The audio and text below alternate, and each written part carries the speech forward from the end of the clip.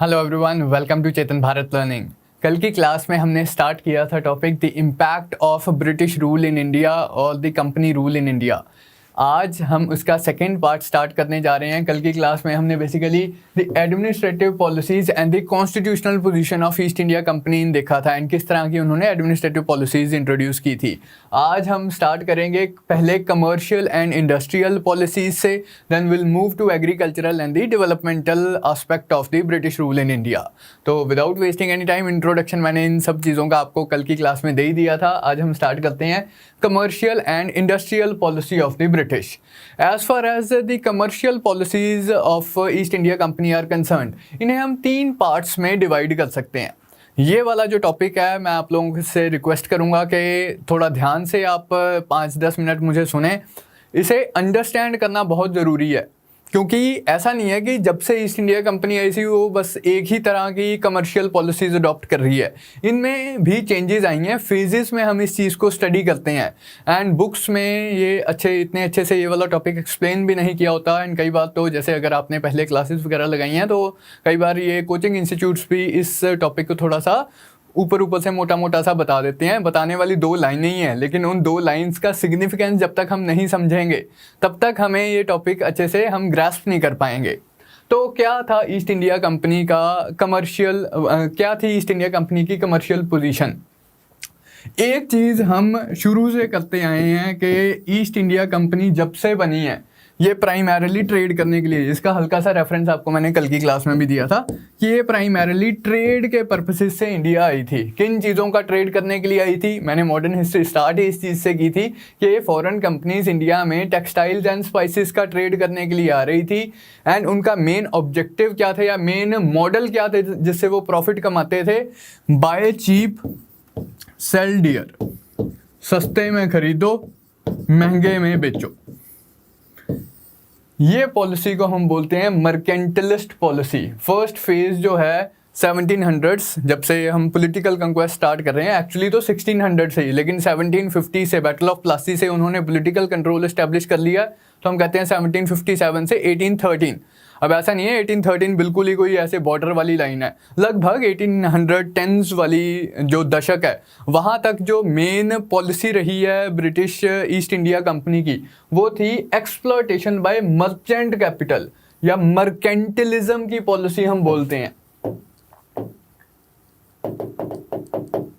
कि east India company simply एक trader की तरह एक्ट कर रही थी। कोई भी ट्रेडर, लाइक आज की डेट में भी अगर कोई ट्रेडिंग कर रहा है तो मतलब क्या हमारा मेन ऑब्जेक्टिव है? सस्ता खरीदो महंगा बेच दो एंड बीच में हमारा प्रॉफिट है।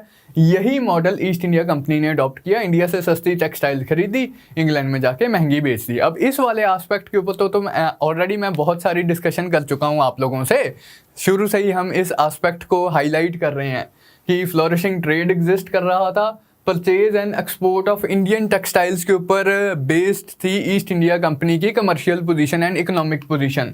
मॉडल क्या था? वही buy cheap sell dear. Very important है, इसे आप याद रखेंगे। In the initial phase East India company किस मॉडल पे ऑपरेट कर रही थी? बाय चीप सेल डियर, सस्ता खरीदो महंगा बेचो, अपना प्रॉफिट कमाओ। जितना सस्ता खरीदोगे उतना ही ज़्यादा प्रॉफिट होगा। अब इंग्लैंड में तो किस प्राइस पे बेचा जा सकता है उसमें ज़्यादा फ्लेक्सिबिलिटी नहीं थी, लेकिन इंडिया में किस प्राइस पे खरीदा जा सकता है यहाँ कंपनी कहती थी कि हम जितना निचोड़ लें सो निचोड़ लें। जितना हम ऑप्रेस कर दें इंडिया के आर्टिसंस को, इंडिया के क्राफ्ट्स पर्सन्स को जो टेक्सटाइल्स बना रहे हैं, जो हैंडीक्राफ्ट्स बना रहे हैं, जितना हम उन्हें मजबूर करें कि हमें यार और सस्ता बेचो और सस्ता बेचो और सस्ता बेचो, उतना हमारे लिए अच्छा है।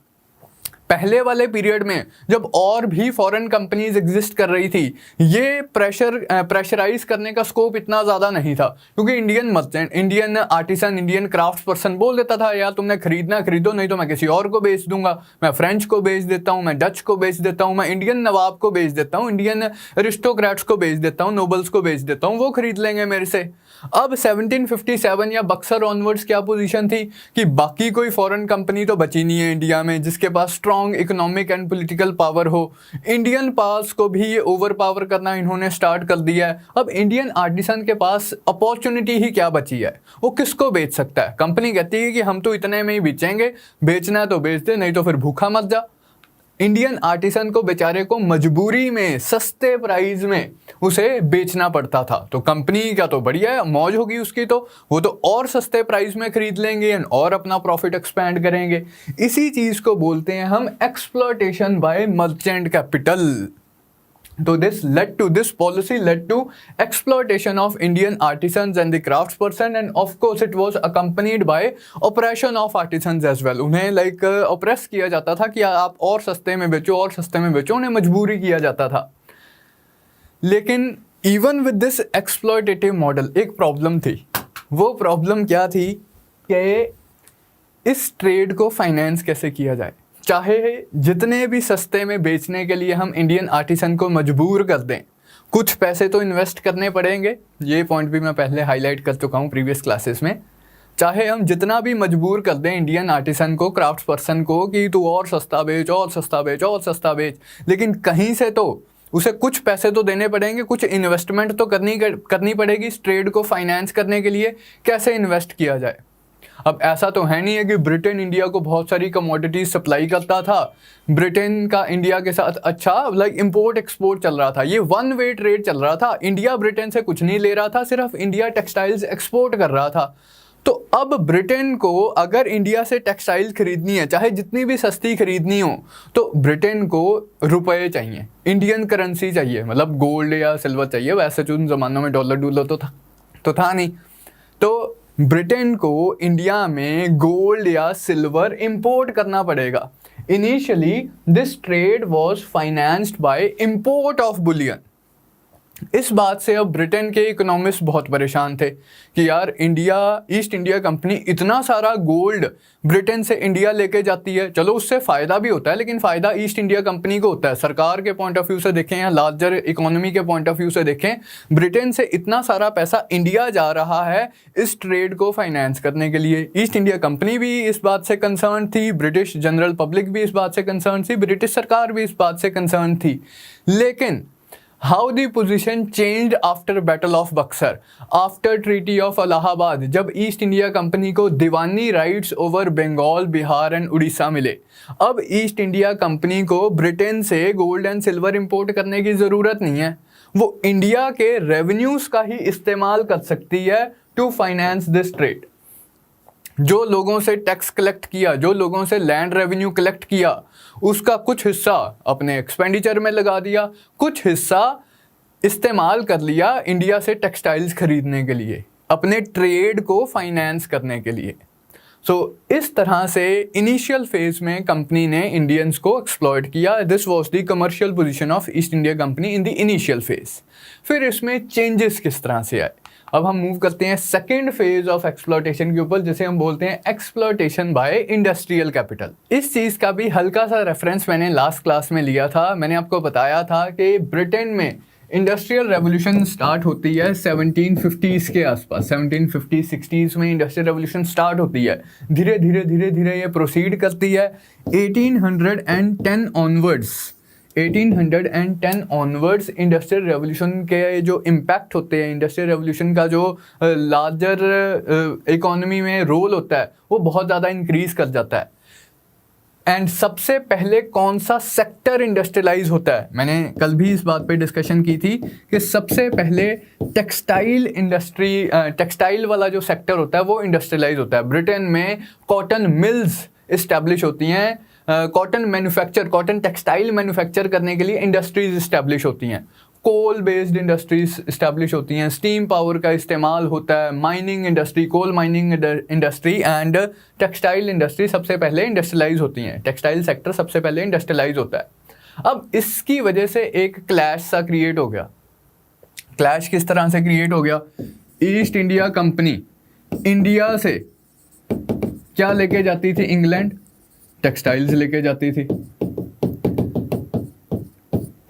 क्यों लेके जाती थी? क्योंकि इंग्लैंड में इनफ टेक्सटाइल्स प्रोड्यूस नहीं होती थी। इंग्लैंड की जनता को टेक्सटाइल्स चाहिए थी, इंग्लैंड में टेक्सटाइल्स की डोमेस्टिक प्रोडक्शन थी नहीं, तो ईस्ट इंडिया कंपनी इस डिमांड को फिल करती थी, इंडिया से सस्ती टेक्सटाइल्स खरीद के इंग्लैंड जाके बेचती। लेकिन अब प्रॉब्लम क्या क्रिएट होगी? एवर सिंस इंडस्ट्रियल रेवोल्यूशन आ गई ब्रिटेन में, कि अब तो इंग्लैंड में domestic production of textile start हो गई है। इंग्लैंड की इंडस्ट्रीज, इंग्लैंड के इंडस्ट्रियलिस्ट इंग्लैंड में ही टेक्सटाइल्स मैन्युफैक्चर करना स्टार्ट कर देते हैं। वो अपनी सरकार को बोलेंगे कि भाई पहले तो हमारे पास टेक्सटाइल्स नहीं थी, इसलिए ईस्ट इंडिया कंपनी इंडिया से टेक्सटाइल्स लाके बेच देती थी, देश का फायदा होता था। लेकिन अब तो हमारी डोमेस्टिक इंडस्ट्रीज टेक्सटाइल मैन्युफैक्चर कर रही हैं। अब आपने ईस्ट इंडिया कंपनी को मोनोपोली क्यों दी हुई है? अब आप ईस्ट इंडिया कंपनी को क्यों बोल रहे हो कि इंडिया से टेक्सटाइल्स लेके आए? ये तो लाइक इंडिया की इकोनॉमी का फायदा हो रहा है इससे। तो आप हमारी डोमेस्टिक इंडस्ट्री से प्रोड्यूस हुई टेक्सटाइल्स को इंग्लैंड में क्यों नहीं बेच रहे?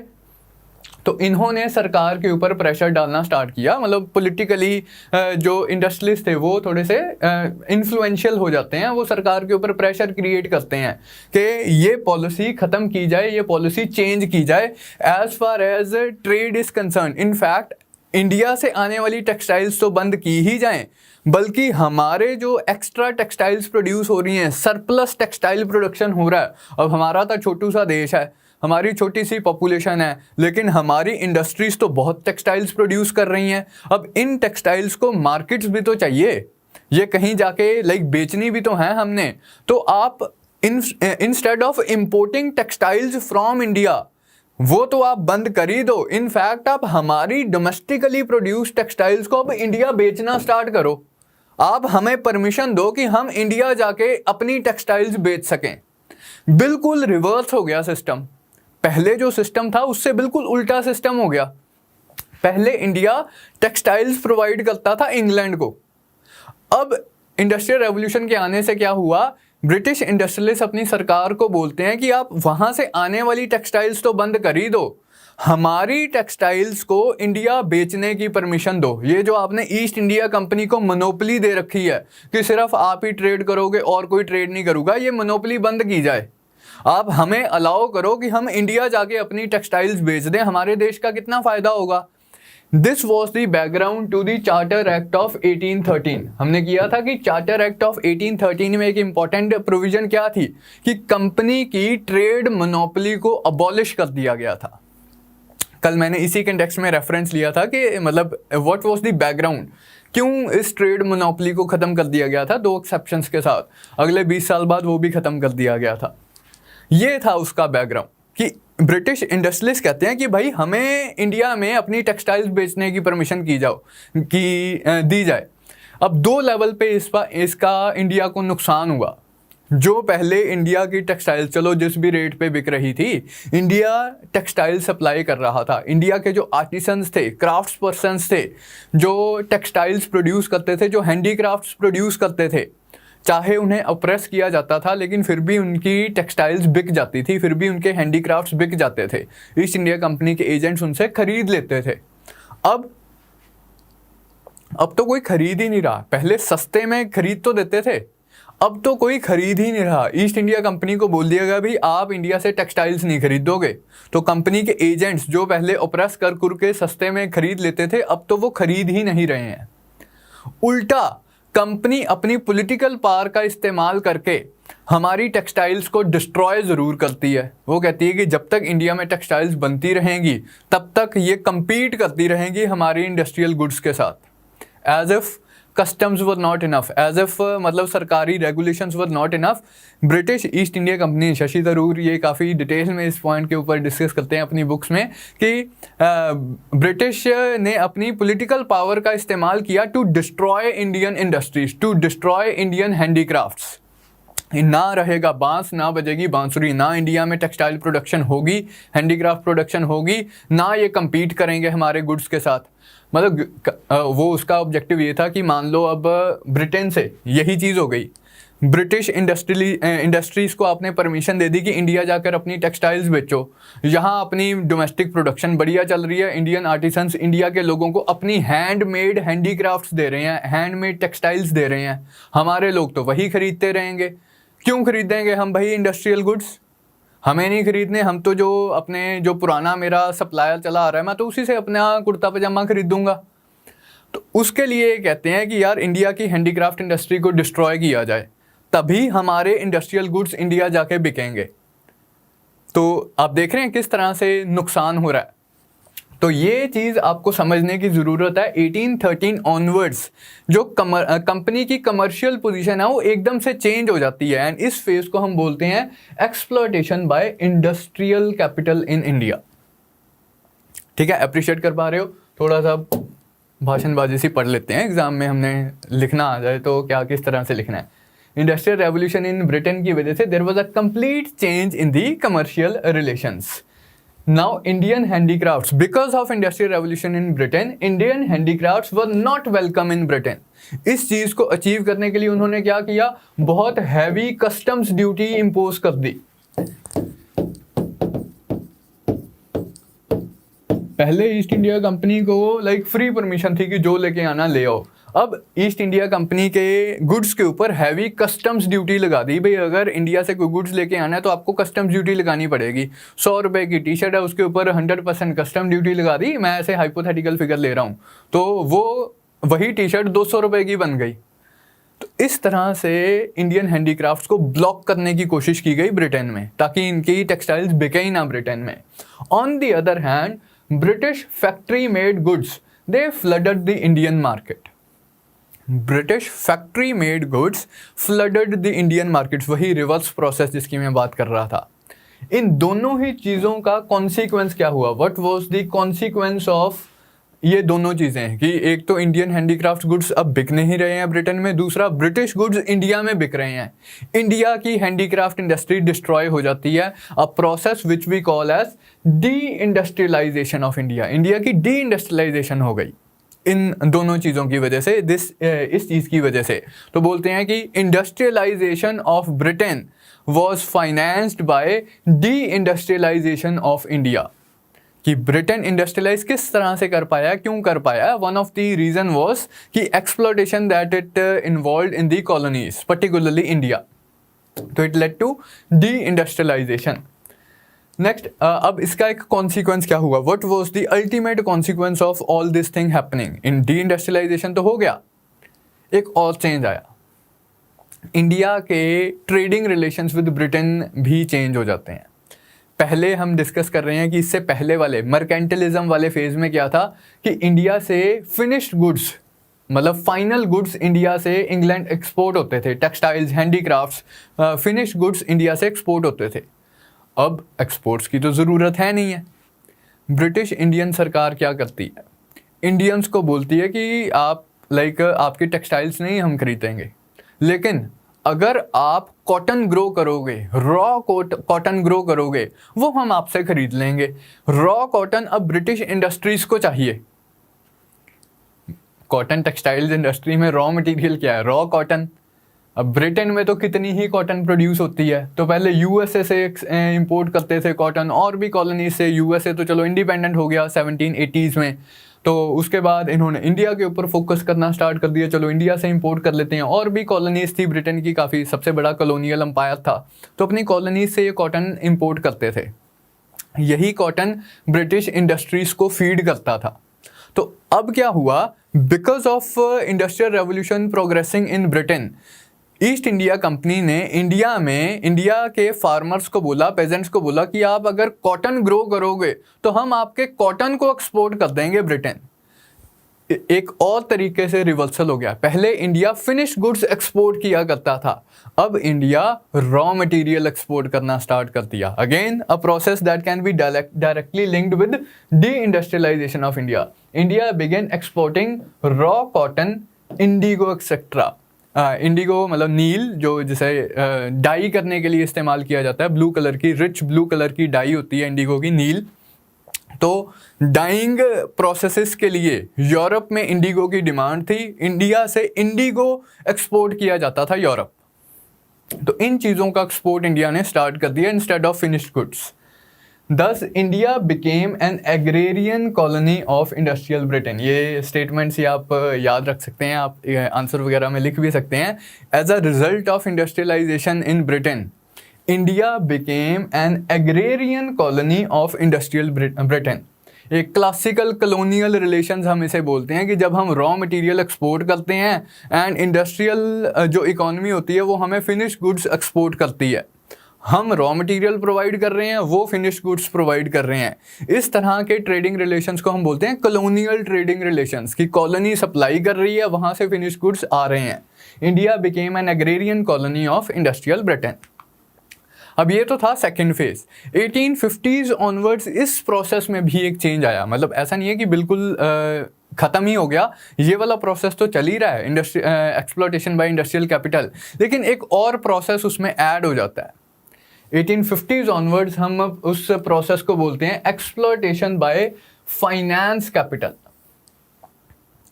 Finance capitalism, mercantilist capitalism, industrial capitalism, finance capitalism, ये क्या था? अब because of industrialization in Britain, because of industrial revolution in Britain, अब ब्रिटिश कैपिटलिस्ट के पास बहुत सारा पैसा अक्यूमुलेट हो गया, surplus capital, surplus wealth generate हो गई है ब्रिटेन में। सरप्लस वेल्थ का आप क्या करोगे? जैसे आप ही आजकल इतनी एड्स वगैरह आती रहती हैं हमारे पास, म्यूचुअल फंड्स में इन्वेस्ट करें, mutual fund investment are subject to market risk. क्यों म्यूचुअल फंड में इन्वेस्ट करो, या अदरवाइज चलो ये तो आजकल के फाइनेंशियल इंस्ट्रूमेंट्स हैं, अदरवाइज भी ज़्यादा पैसा होता है तो घर पे कोई गोल्ड खरीद लेता है, कोई प्रॉपर्टी में इन्वेस्ट कर देते हैं। Why do we do that?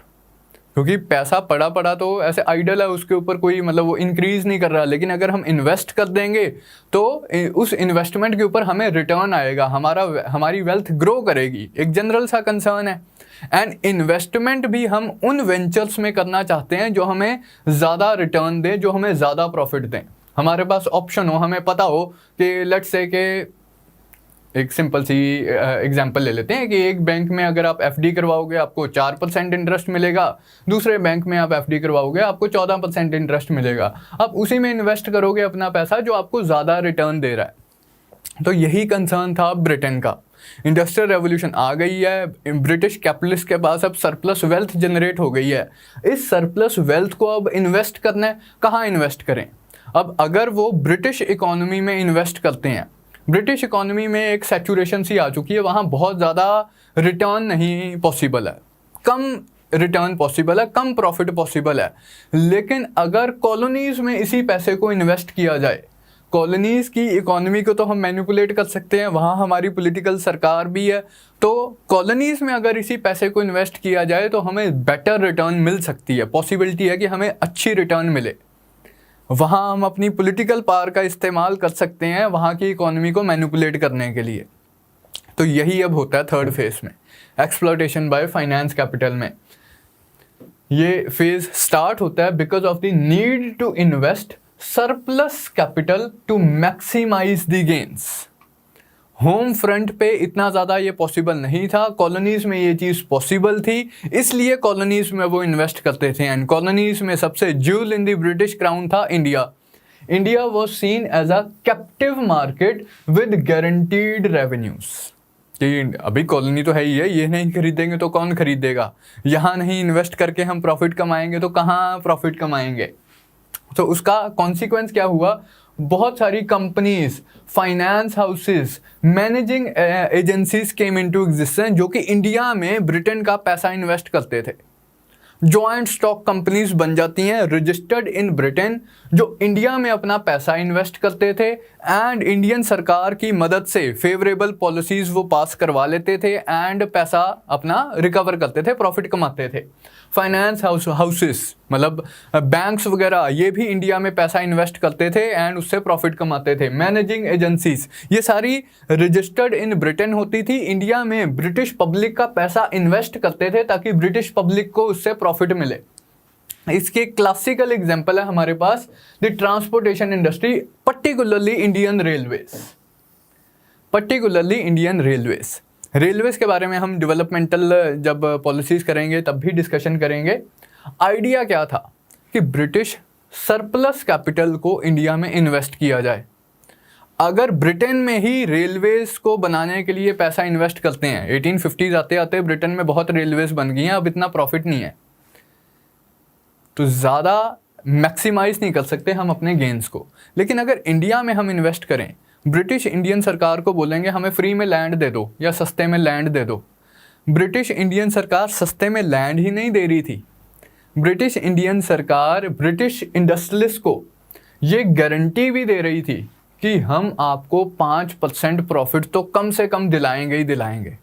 कहते ना हुआ तो हम अपनी जेब से आपको पैसा देंगे। ये देख रहे हो ब्रिटिश इंडियन सरकार किस तरह से ब्रिटिश कैपिटलिस्ट को सपोर्ट कर रही है।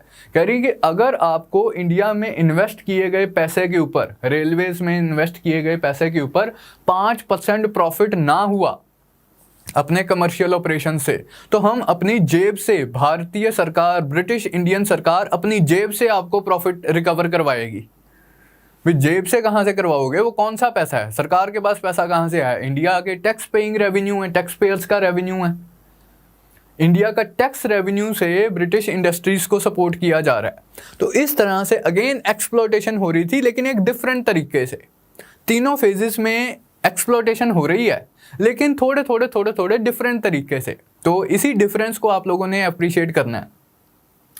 इंडिया में प्लांटेशन इंडस्ट्रीज इस्टेब्लिश होती हैं, प्लांटेशंस इस्टेब्लिश होती हैं, टी प्लांटेशन, जूट प्लांटेशंस। अब ये सारी plantations owned by the British capitalist थी, आइदर इंडिविजुअली या फिर मैनेजिंग हाउसेस वगैरह होते थे, ये इन्वेस्ट कर देते थे। ब्रिटिश पब्लिक मैनेजिंग एजेंसीज में इन्वेस्ट करती थी अपना पैसा, ये मैनेजिंग एजेंसीज आगे जाके प्लांटेशंस इस्टेब्लिश कर लेती थी, वहाँ इन्वेस्ट कर देती थी पैसा। तो ये नो डाउट इंडिया से अब टी का एक्सपोर्ट हो रहा है, नो डाउट इंडिया से जूट का एक्सपोर्ट हो रहा है, इंडिगो का एक्सपोर्ट हो रहा है, लेकिन इन सभी चीज़ों के एक्सपोर्ट से जो फायदा हो रहा है, प्रॉफिट आ रहा है, वो किसकी जेब में जा रहा है? वो ब्रिटिश कैपिटलिस्ट की जेब में जा रहा है। इंडिया की तो एक्सप्लॉयटेशन ही हो रही है। अगर इंडियंस इस ट्रेड को ऑपरेट करते हैं तो इंडियंस की जेब में जाना था वो पैसा, लेकिन सारा पैसा जा रहा है British companies, British finance houses, British managing agencies की जेब में। ट्रेडिंग वेंचर्स वगैरह इन्होंने इसी तरह से, like this was the like mechanism by which exploitation was taking place all the way till independence. ये काफ़ी लंबे टाइम तक ही ये चला है, फिर ट्रेंड सा ही बन गया कि इंडिया, ब्रिटेन की कोई कंपनी इंडिया में पैसा इन्वेस्ट कर देती थी, उससे फ़ायदा कमाते थे। तो इस फेज को हम बोलते हैं exploitation by finance capital. Last इसका एक एस्पेक्ट ये भी था कि अब आपको पता है कि ब्रिटिश इंडियन सरकार ने बहुत सारा ये इंफ्रास्ट्रक्चर वगैरह डेवलप किया है। सरकारी ऑफिसेज वगैरह, बहुत लेविश ऑफिसेज कंस्ट्रक्ट किए जाते थे, बहुत अच्छी अच्छी बिल्डिंग, सुंदर सुंदर बिल्डिंग्स बनाई जाती थी। कैसे बनाई जाती थी? दो ही तरीके हैं बनाने के। सरकार के पास पैसा कहाँ से आया? पहला तो यही है कि डायरेक्टली आपने टैक्स रेवेन्यूज़ का इस्तेमाल कर लिया, लोगों से पैसा कलेक्ट किया, लोगों के वेलफेयर के ऊपर स्पेंड करने की बजाय आपने सरकारी बिल्डिंग्स, बहुत शाही सरकारी बिल्डिंग्स बनाने में वो सारा पैसा इन्वेस्ट कर दिया। चलो वो भी ठीक है। एक और तरीका, कई बार तो रेवेन्यू कलेक्ट भी नहीं होता था इतना कि आप इतनी लेविश बिल्डिंग, आप इतनी लग्जरियस बिल्डिंग कंस्ट्रक्ट कर सको। तो ये क्या करते थे? इंग्लैंड में पब्लिक डेट रेज कर लेते थे। इंग्लैंड की पब्लिक से, इंग्लैंड के बैंक से लोन ले लेते थे कि हमें इंडिया में कुछ लेट से बिल्डिंग कंस्ट्रक्ट करवानी है, विक्टोरिया मेमोरियल कंस्ट्रक्ट करवाना है कलकत्ता में। अब वो पैसे इनके पास था नहीं, इन्होंने इंग्लैंड से पब्लिक डेट रेज कर लिया, इंग्लैंड के बैंक से पैसा लोन पे ले लिया। अब उस चीज़ को पे बैक भी तो करना है। कहाँ से पे बैक किया जा रहा है? अगेन इंडियन रेवेन्यू से पे बैक किया जा रहा है। तो लेटर जो इंडियन इकोनॉमिक्स नेशनलिस्ट हैं वो कहते हैं कि इन सभी प्रोसेसेस से हो क्या रहा है? बेसिकली इंडिया का पैसा ब्रिटेन जा रहा है। बेसिकली इंडिया का पैसा ब्रिटेन जा रहा है। जो पैसा इंडिया में भी रह सकता था, जो पैसा इंडिया में भी रह सकता था, इंडिया के वेलफेयर के लिए जिसका इस्तेमाल किया जा सकता था, वो पैसा सारा का सारा ब्रिटेन एक्सपोर्ट हो रहा है। ब्रिटेन एक्सपोर्ट नहीं हो रहा, मतलब ब्रिटेन ले जाया जा रहा है। तो ये भी फाइनेंस कैपिटल की एक्सप्लॉयटेशन का एक एस्पेक्ट था। Administrative expenditure financed by public debt in Britain. वो फायदा किसको हो रहा था? वहां से लोन लिया जा रहा है। बैंक आपको लोन क्यों देता है? बैंक को फायदा होता है भाई आपको लोन देने में, बैंक इंटरेस्ट कमाता है।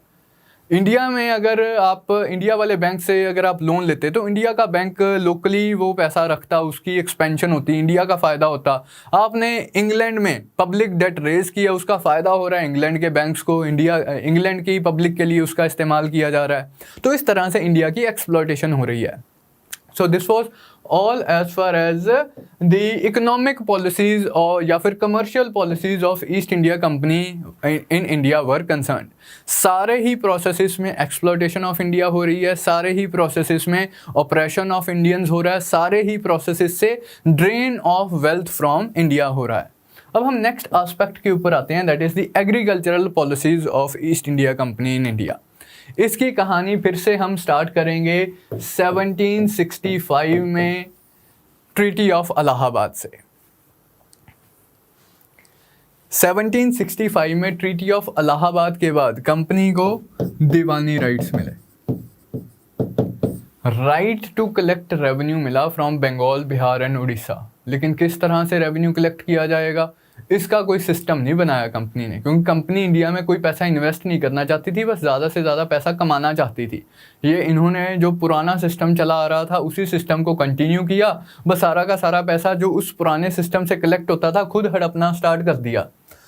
तो अटर अनार्की फैल गई बंगाल में। हमने पहले भी डिस्कस किया था कि 1769 के आसपास बंगाल में एक फेमाइन आता है जिसमें 1/3 of the population of Bengal perish कर जाती है, जिसकी वजह से ब्रिटिश पार्लियामेंट में भी काफ़ी हाहाकार सा बच गया कि ऐसा ईस्ट इंडिया कंपनी क्या कर रही है बंगाल में।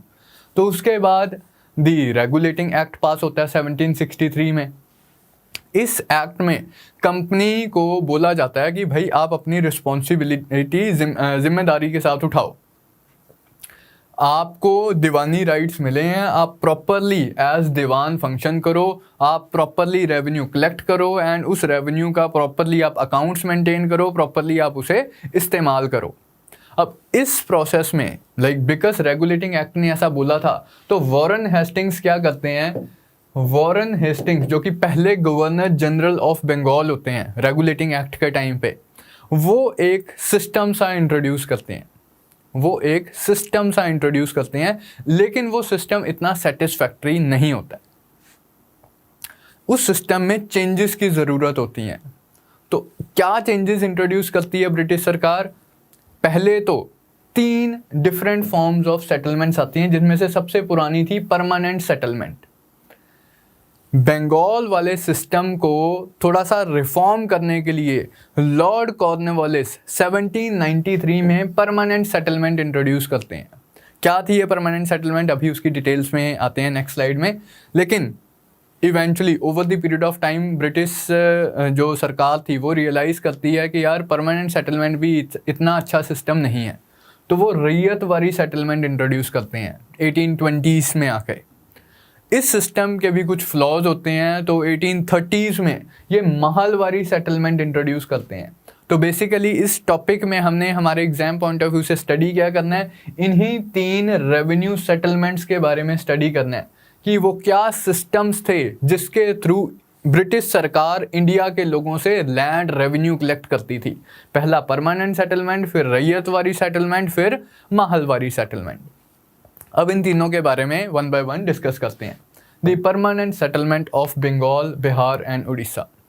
तो मैंने आपको बताया 1770s में वॉरेन हेस्टिंग्स ने एक सिस्टम स्टार्ट किया। वो एक सिस्टम क्या था, वो था रेवेन्यू फार्मिंग का सिस्टम, एनुअल लीज सिस्टम भी हम इसे बोलते हैं, एनुअल लीज सिस्टम।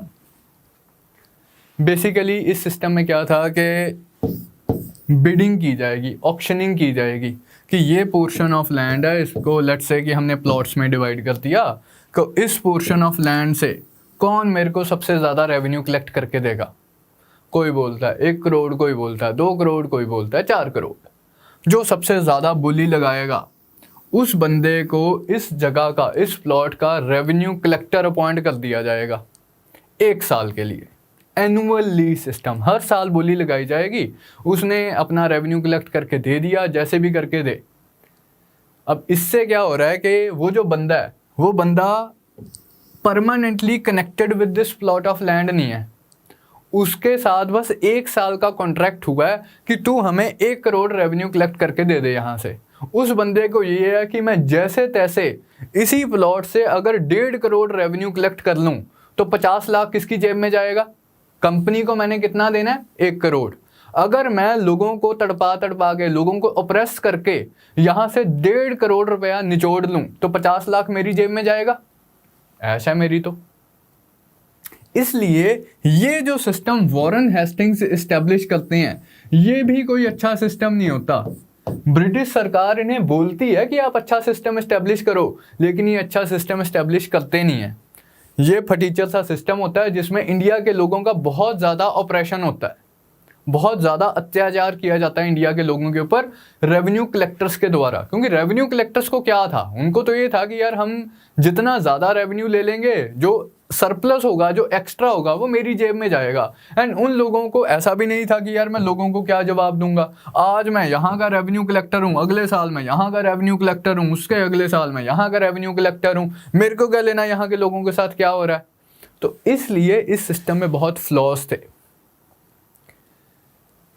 कंपनी को भी इस सिस्टम से कोई ज़्यादा फायदा नहीं हो रहा था। अब लोग इतने ऑप्रेस हो जाते थे कि वो प्रोडक्शन कर ही नहीं पाते थे, तो कंपनी को तो रेवेन्यू वो भी नहीं मिलता था कई बार। एंड प्लस जो करप्शन होती थी, कंपनी का हेड ऑफिस परेशान था। अब ऐसा तो नहीं है कि एक बंदे ने जिसने बोली लगाई है, बहुत फेयर प्रोसेस के साथ उसको रेवेन्यू कलेक्टिंग राइट दे दिया जाएगा। अब इसमें ब्राइबरी भी चलती थी, करप्शन भी थी, गिफ्ट्स वगैरह, गिफ्ट्स के नाम पे भी जो सबसे ज़्यादा गिफ्ट दे के जाएगा उसको दे दिया जाएगा अंडर द टेबल। तो काफ़ी ज़्यादा इनएफिशिएंट सा सिस्टम था। तो this was the problem with the earlier system कि it created chaos in the revenue administration. फिर आपको मैंने बताया था कि वॉरेन हेस्टिंग्स की तो इम्पीचमेंट भी की गई थी। जो ब्रिटिश सरकार थी इतनी नाखुश थी वॉरेन हेस्टिंग्स से कि उसे वापस बुला के लंदन में इसके अगेंस्ट इम्पीचमेंट प्रोसीडिंग स्टार्ट की गई थी। उसके बाद अगले गवर्नर जनरल को भेजा जाता है लॉर्ड कॉर्नवालिस को। He was sent with explicit instructions कि भाई इंडिया में रेवेन्यू एडमिनिस्ट्रेशन के केस में बहुत कैओस मचा हुआ है, कुछ ऐसा किया जाए कि इंडिया में ऑर्डर इस्टेब्लिश हो, प्रॉपर सिस्टम इस्टेब्लिश हो। Lord Cornwallis assisted by sir John Shore. Lord Cornwallis उस टाइम पे गवर्नर जनरल थे, जॉन शोर उनके एग्जीक्यूटिव काउंसिल के मेंबर थे। इवेंचुअली जॉन शोर भी गवर्नर जनरल बनते हैं लॉर्ड कॉर्नवालिस के बाद, लेकिन उस टाइम पे लॉर्ड कॉर्नवालिस गवर्नर जनरल थे। He was assisted by sir John Shore. ये दोनों सोल्यूशन निकालते हैं कि यार ये जो पीछे वॉरेन हेस्टिंग्स ने अनार्की क्रिएट की है, इसका सोल्यूशन है परमानेंट सेटलमेंट, कि हम एनुअल सिस्टम ही ख़त्म करते हैं, हम लैंड रेवेन्यू को परमानेंटली फिक्स कर देते हैं। अब रेवेन्यू कलेक्टर को भी पता होगा कि कितना रेवेन्यू कलेक्ट करना है मैंने, पेजेंट को भी पता होगा, मतलब जिसकी मैंने कितना रेवेन्यू देना है, रेवेन्यू देने वाले को पता है, रेवेन्यू कलेक्ट करने वाले को पता है कि मैंने कितना रेवेन्यू कलेक्ट करना है। ईस्ट इंडिया कंपनी को पता है कि टोटल लैंड हमारे पास इतनी है, इतना हमारा कॉन्ट्रैक्ट हुआ है, इतना टोटल रेवेन्यू आएगा हमारे पास। हम अपनी एक्टिविटीज़ उस हिसाब से प्लान कर सकते हैं। ऐसा नहीं है कि इस बार ज़्यादा रेवेन्यू आ गया तो ज़्यादा एक्सपेंडिचर कर दिया, कम रेवेन्यू कलेक्ट हो गया, ओहो ये क्या हो गया, हमने तो ज़्यादा सोच लिया था, अब हमें इन्वेस्टमेंट कम करनी पड़ेगी अपनी। ये जो अनसर्टेनिटी है ये ख़त्म हो जाएगी कब, अगर हम रेवेन्यू को परमानेंटली सेटल कर देंगे। लेकिन इस रेवेन्यू को परमानेंटली सेटल करने के लिए भी कुछ रिक्वायरमेंट्स थी, कुछ प्री रिक्विजिट्स थे। वो क्या थे कि रेवेन्यू किससे कलेक्ट किया जाए, कितना कलेक्ट किया जाए, कैसे कलेक्ट किया जाए, किससे कलेक्ट किया जाए। कितना कलेक्ट किया जाए तो इसके लिए तो ये कहते हैं कि यार प्रॉपर ना हमें लैंड सर्वेस करवाने पड़ेंगे, लैंड मेजरमेंट्स, लैंड सर्वेस करवाने पड़ेंगे। हमें नोट करना पड़ेगा कि इस विलेज में इतनी एग्रेरियन लैंड है, ये इसका ओनर है, इतनी एग्रीकल्चरल प्रोडक्शन हो रही है, इतनी वेस्ट लैंड है, तो प्रॉपर सर्वेस कंडक्ट करवाने पड़ेंगे। फिर हम गेस कर पाएंगे कि अच्छा इतनी प्रोडक्शन होती है तो इतना रेवेन्यू हम इतने लोगों से कलेक्ट करेंगे। तो पहली रिक्वायरमेंट थी सर्वेस कंडक्ट करवाने की। अब इसकी कोशिश तो की गई, लेकिन एक्चुअली मतलब what were the flaws in this system. Challenges यही थे कि हमें सर्वे करवाने पड़ेंगे, इसकी ज़रूरत महसूस की गई, ये सोचा भी गया कि करवाएंगे, लेकिन एक्चुअली कोई बहुत ज़्यादा सर्वेस वगैरह हुए नहीं। ये फ्लॉ था। No surveys were done या very little surveys were actually done. Most of जो असेसमेंट की गई अंदाजे से कर ली गई कि अच्छा यार चलो मोटी मोटी इतनी ज़मीन है, इतनी प्रोडक्शन होगी, इतना तुम रेवेन्यू दे दो। अंदाजे के साथ ये चीज़ें की गई। फिर दूसरा इशू था इसमें कि ये रेवेन्यू कलेक्ट कैसे करना है, किससे रेवेन्यू कलेक्ट करना है। दो ऑप्शंस थे यहाँ पे। एक तो एक्चुअल कल्टीवेटर से रेवेन्यू कलेक्ट किया जा सकता था, क्या एक्चुअल कल्टीवेटर से रेवेन्यू कलेक्ट करना है? ईस्ट इंडिया कंपनी कहती है यार इसमें तो हम पागल हो जाएंगे, कितने सारे रेवेन्यू कलेक्टर्स अपॉइंट करने पड़ेंगे जो एक एक इंडिविजुअल कल्टीवेटर के पास जाएंगे कि एंड रेवेन्यू कलेक्ट करके लाएंगे, ये तो हमारा एडमिनिस्ट्रेशन का खर्चा ही बहुत ज़्यादा बढ़ जाएगा। हमने तो प्रॉफिट कमाने के लिए ये चीज़ करनी थी, हमारा तो इनफैक्ट नुकसान हो जाएगा अगर हम इतना बड़ा रेवेन्यू डिपार्टमेंट क्रिएट कर देंगे, इतने लोगों को सैलरी देनी पड़ेगी। नहीं नहीं जी, ये काम नहीं हम कर सकते, इंडिविजुअल कल्टीवेटर से तो कलेक्ट करना हमारे लिए पॉसिबल नहीं है। ये सोचते हैं यार हमारे से पहले क्या सिस्टम चल रहा था, मुगल सरकार किस तरह से रेवेन्यू कलेक्ट कर रही थी, नवाबी सरकार किस तरह से रेवेन्यू कलेक्ट कर रही थी। कह रही जी इन्होंने रेवेन्यू कलेक्टर अपॉइंट किए हुए थे जिन्हें ये लोग बोलते थे जमींदार। मुगल्स भी एंड नवाबी सरकार भी इन जमींदार से रेवेन्यू कलेक्ट करती थी। तो हम भी एक काम करते हैं, हम भी इन जमींदार को ही बोल देते हैं कि हमारे बिहाफ पे रेवेन्यू कलेक्ट करके आओ। लेकिन एक इंपॉर्टेंट डिफरेंस, बहुत इंपॉर्टेंट चेंज जो परमानेंट सेटलमेंट इंट्रोड्यूस करती है वो क्या थी? परमानेंट सेटलमेंट से पहले भी जमींदार एग्जिस्ट करते थे जो लोगों से रेवेन्यू कलेक्ट करते थे, लेकिन ये जमींदार कौन थे? ये सिर्फ रेवेन्यू कलेक्टर थे। मुगल्स भी और नवाबी सरकार भी इनको सिर्फ रिस्पॉन्सिबिलिटी देती थी कि भाई आप लोगों से जाके रेवेन्यू कलेक्ट कर सकते हो, आप मालिक नहीं हो। एक पोर्शन ऑफ लैंड के यहाँ मान लो 500 पेजेंट्स रहते हैं, 500 कल्टीवेटर्स रहते हैं इस ज़मीन पे, तो इस ज़मींदार की रिस्पॉन्सिबिलिटी होती थी कि उन 500 लोगों से रेवेन्यू कलेक्ट करके आए। ये इस ज़मीन का मालिक नहीं है। लेकिन लॉर्ड कॉर्नवालिस क्या करते हैं, परमानेंट सेटलमेंट में क्या होता है?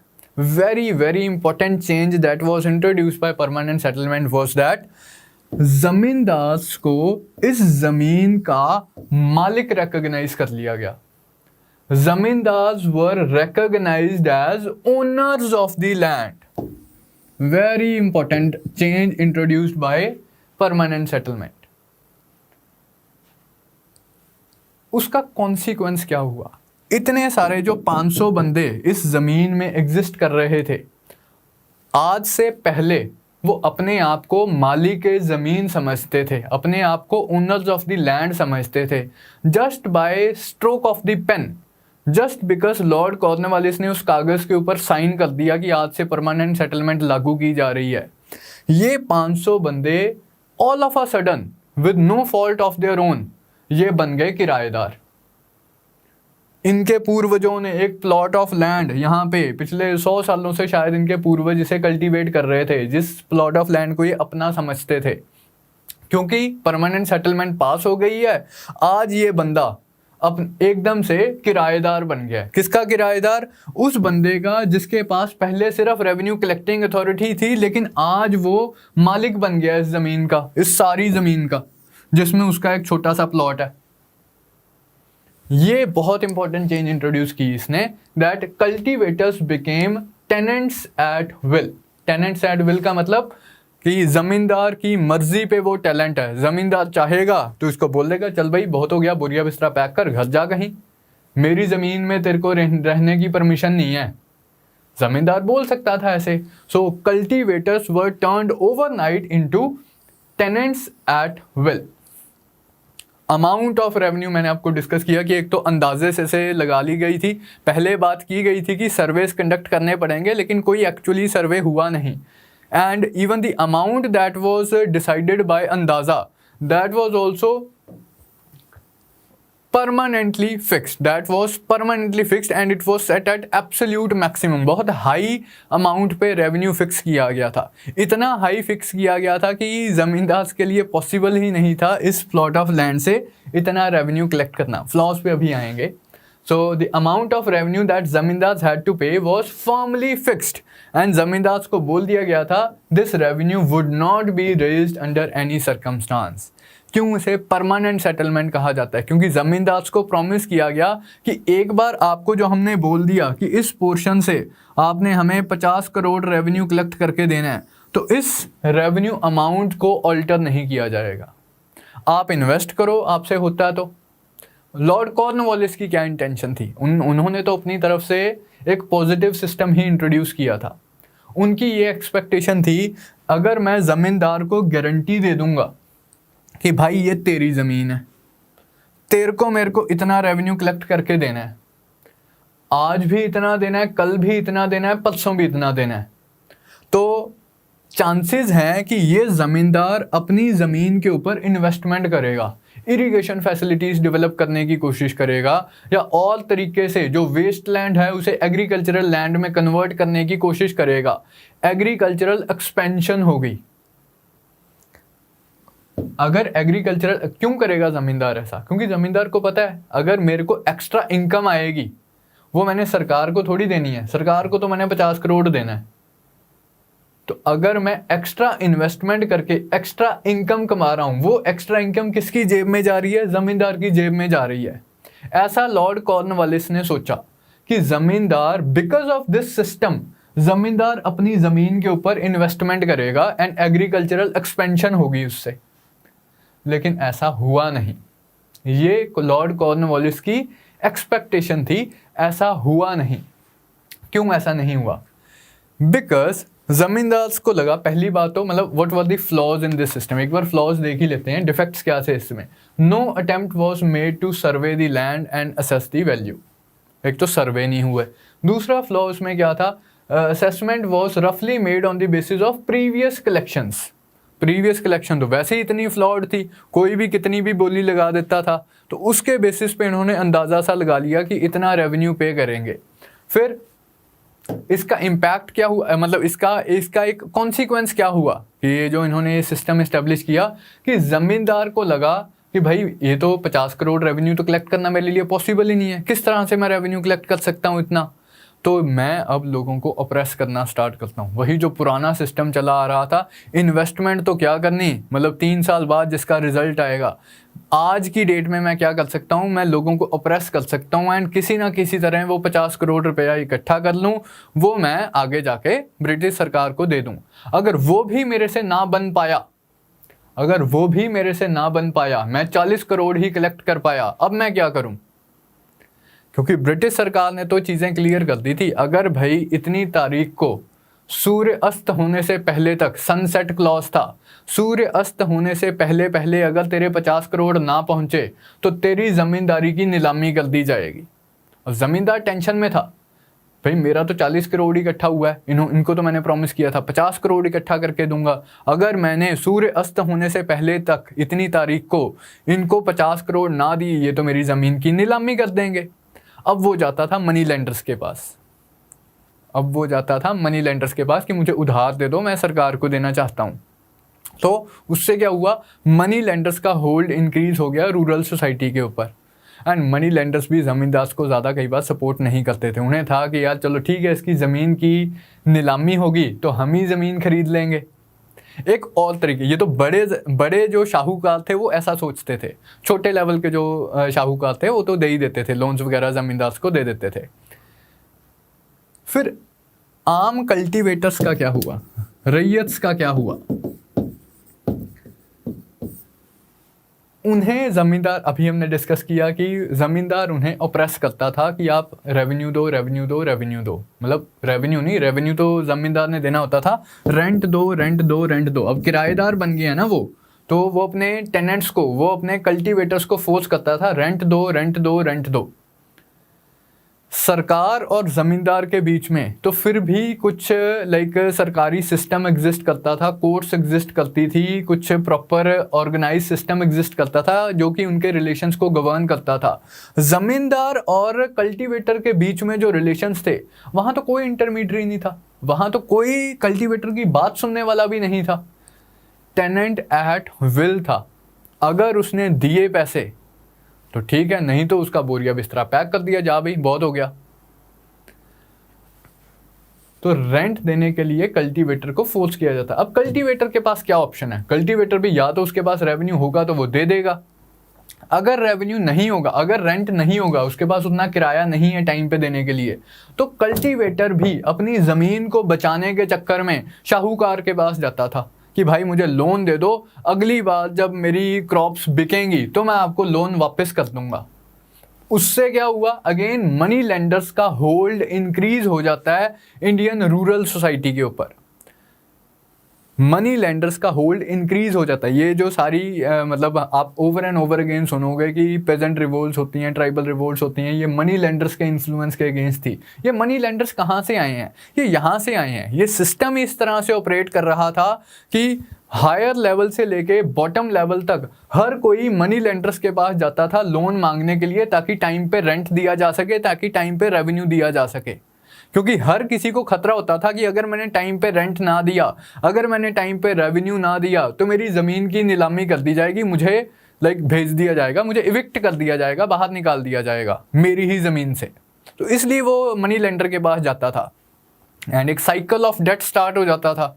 अब अगली बार भी वो पैसा कहाँ से दे पाएगा, उसकी क्रॉप्स बिकेंगी तो वो पैसा दे पाएगा, तो उसके लिए एक और लोन मांगना पड़ता था। तो एक साइकिल ऑफ डेट स्टार्ट हो जाता था जो कि पेजेंट्स को बहुत ज़्यादा परेशान करता था। तो ये सारी जो परेशानी है, रूरल डिस्ट्रेस है, इसका ओरिजिन हम ट्रेस करते हैं यही लैंड रेवेन्यू सेटलमेंट से। एक बार इम्पैक्ट देख लेते हैं। Effects of this system on both zamindars and ryots were disastrous. Zamindars के ऊपर भी डिजास्ट्रस थे, रैयत्स के ऊपर भी डिजास्ट्रस थे। रैयत्स के ऊपर, रैयत बोलते हैं कल्टीवेटर्स को, तो रैयत्स के ऊपर तो है ही है, क्योंकि they became tenants at will, they were oppressed and evicted by zamindars, they were constantly under debt. Rural जो मनी लेंडर्स हैं उनका होल्ड इंक्रीज हो गया था, उनके शिकंजे में फंस गए थे जमींदार्स। अब आपको लगेगा यार जमींदार्स को तो फायदा होना चाहिए, जमींदार्स को भी नुकसान ही हो रहा था शॉर्ट रन में। As the revenue fixed by the system was too high, इतना ज़्यादा था कि रेवेन्यू पे करना पॉसिबल ही नहीं था। Many zamindars defaulted on their payments, zamindars वो अमाउंट पे ही नहीं कर पाए। कॉन्सिक्वेंस क्या हुआ उसका, and their property was seized and auctioned. जब जमींदार टाइम पे रेवेन्यू नहीं दे पाएगा, उसकी जमींदारी सीज कर ली जाएगी एंड उसकी नीलामी कर दी जाएगी। उसका क्या कॉन्सिक्वेंस हुआ, नीलामी में कौन खरीदेगा, वैसे थोड़ी कि लॉर्ड कॉर्नवालिस ने वो ज़मीन खरीद ली। वो zamindari was purchased by new urban based absentee landlords. वही बहुत बड़े शाहूकार, बहुत बड़े मर्चेंट्स, अर्बन बेस्ड मर्चेंट्स जिनके पास पैसा था, उन्होंने वो ज़मीन खरीद ली, उन्होंने वो ज़मींदारी खरीद ली। अब उन लोगों को पेजेंट से क्या लेना देना, वो तो कलकत्ता बैठे हुए हैं, वो तो बड़े शहरों में बैठे हुए हैं, उनके पास पैसा था, उन्होंने नीलामी में खरीद ली, उनकी प्रॉपर्टी बन गई। लेकिन उन्हें तो रूरल कंट्री साइड का कुछ पता नहीं था, उन्हें तो नहीं समझ थी कि यार कितनी प्रोडक्शन हो रही है, क्या प्रॉब्लम चल रही है। वो तो सिर्फ अपना रेंट मैक्सिमाइज करने के बारे में सोच रहे थे कि किस तरह मैं ज़्यादा से ज़्यादा रेंट कलेक्ट कर लूँ ताकि मुझे फ़ायदा हो जाए। These urban-based absentee landlords, they entrusted the rent collection to agents. खुद थोड़ी जाते थे कलेक्ट करने के लिए, इन्होंने आगे अपने एजेंट्स अपॉइंट कर दिए, जाओ यार मेरे किराएदार से रेंट कलेक्ट करके लेके आओ। बोल रहा हूँ मैं तुम्हें, इससे तुम्हें लेट से 25,000 रेंट कलेक्ट करके आना है। एजेंट कहता था कोई बात नहीं सरकार, आप टेंशन ना लो, मैं आपका 25,000 कलेक्ट करके आता हूँ। एजेंट जाता था, प्रेजेंट को पीटता था, प्रेजेंट को मारता था, प्रेजेंट के ऊपर ऑपरेशन करता था एंड किसी तरह उससे 35,000 कलेक्ट कर लेता था। 25,000 अपने लैंडलॉर्ड को दिया, 10,000 अपनी जेब में डाला। Again it led to operation of the peasantry. इस तरह से पेजेंट्स के ऊपर ऑपरेशन हो रहा था इस सिस्टम में। They entrusted the rent collection to agents who exacted all kinds of illegal taxes, जो कि देने बनते भी नहीं थे, वो भी निकलवा लेते थे। 25,000 की जगह 35,000 निकलवा लिया, besides the legal ones। Ultimately मतलब दोनों ही प्रोसेस से क्या हो रहा है, it increase the hold of money lenders on the agrarian economy. तो ये इसका इम्पैक्ट था रैयत्स के ऊपर एंड जमींदार्स के ऊपर। अब आप सोच रहे होगे यार ईस्ट इंडिया कंपनी की तो ऐश होगी, अब तो उन्हें फिक्स्ड इनकम आने स्टार्ट हो गई है, अब वो अपनी एक्टिविटीज़ प्लान कर सकते हैं, वो तो फ़ायदे में रहे होंगे। लॉन्ग टर्म में ईस्ट इंडिया कंपनी को भी फ़ायदा नहीं हुआ। क्यों? क्योंकि इसकी नेचर में ही है, land revenue was permanently fixed. Permanently fixed का क्या मतलब है? कल को प्रोडक्शन इंक्रीज होगी, कल को खर्चे इंक्रीज होंगे, कल को इन्फ्लेशन की वजह से प्राइसेस इंक्रीज करेंगे, लेकिन रेवेन्यू तो परमानेंटली फिक्स्ड है, इनकम तो परमानेंटली फिक्स्ड है। कंपनी की इनकम कैसे इंक्रीज करेगी? आज प्राइसेस ज़्यादा हैं, आज खर्चे ज़्यादा हैं, लेकिन इनकम तो हमारी फिक्स हो गई, इनकम तो हमारी इंक्रीज कर नहीं सकती। हमने तो ज़मींदार को प्रॉमिस कर दिया कि land revenue is permanently fixed. अब हमारी इनकम कैसे इंक्रीज हो? लॉन्ग रन में कंपनी को भी फायदा नहीं हुआ। Though initially the company gained financially, but in the long run company suffered financial loss. क्यों? Because the land productivity was high but income was fixed in perpetuity. Productivity high थी, आज नहीं तो कल एग्रीकल्चरल प्रोडक्शन इंक्रीज करेगी, ज़मींदार को फ़ायदा होगा, लेकिन कंपनी को फ़ायदा नहीं होगा क्योंकि लैंड रेवेन्यू तो हमने परमानेंटली फिक्स कर दिया। इसी फ्लॉ को रिमूव करने के लिए एक नया सेटलमेंट सिस्टम आया जिसे हम बोलते हैं रैयतवारी सिस्टम। ब्रिटिश सरकार को, ब्रिटिश कंपनी हेडक्वार्टर्स को लगा यार ये क्या नॉनसेंस है, हमारी तो इनकम ही इंक्रीज नहीं हो रही, हमारे खर्चे इतने इंक्रीज हो रहे हैं, कुछ ना कुछ तो परमानेंट सेटलमेंट में ही खराबी है, हम एक नया सिस्टम इंट्रोड्यूस करना चाहते हैं। वो नया सिस्टम था द रैयतवारी सेटलमेंट। ये इंट्रोड्यूस किया गया मद्रास, बॉम्बे, बरार एंड असम वाले रीजन में। लॉर्ड कॉर्नवालिस ने तो सोचा था कि सारे इंडिया में मेरा सिस्टम इस्टेब्लिश किया जाएगा, लेकिन साउथ इंडिया में ये सिस्टम अप्लाई नहीं किया गया। जब मैसूर को हराया गया, मैसूर वाला एरिया अक्वायर कर लिया गया, प्लस मद्रास प्रेसिडेंसी वाला एरिया जैसे जैसे इंक्रीज़ किया, तो वहाँ पर इनिशियली परमानेंट सेटलमेंट इंट्रोड्यूस करने की कोशिश तो की गई, लेकिन वहाँ के ऑफिशियल्स इतने ज़्यादा खुश नहीं थे। ना ही कंपनी का हेडक्वार्टर खुश था परमानेंट सेटलमेंट से, ना ही मद्रास के ऑफिशियल्स खुश थे परमानेंट सेटलमेंट से। तो मद्रास के गवर्नर थे थॉमस मुनरो। वो एक नए सिस्टम के साथ एक्सपेरिमेंट करते हैं। एक्चुअली इस सिस्टम की जो एक्सपेरिमेंटेशन है, पहले एक्सपेरिमेंट्स थे वो किए गए थे अलेक्जेंडर रीड द्वारा। अलेक्जेंडर रीड ने 1800s में, बिल्कुल स्टार्टिंग में ही रैयतवारी सेटलमेंट के कंटेक्स्ट में कुछ एक्सपेरिमेंट्स किए थे। सीडेड डिस्ट्रिक्ट्स में मैसूर को हराया ईस्ट इंडिया कंपनी ने, एंड मैसूर को बोला कि हमें कुछ तुम अपना इलाका, तुम्हारा इलाका हम अनेक्स कर रहे हैं। वो जो मैसूर ने इलाका सीड किया था ईस्ट इंडिया कंपनी को, सीडेड डिस्ट्रिक्ट्स, उस इलाके में अलेक्जेंडर रीड एक्सपेरिमेंट्स करते हैं। कह रहे कि ये कर हमारा, ये तो नया इलाका शामिल हुआ है, यहाँ मैं एक्सपेरिमेंटेशन कर सकता हूँ। तो ये क्या एक्सपेरिमेंट करते हैं?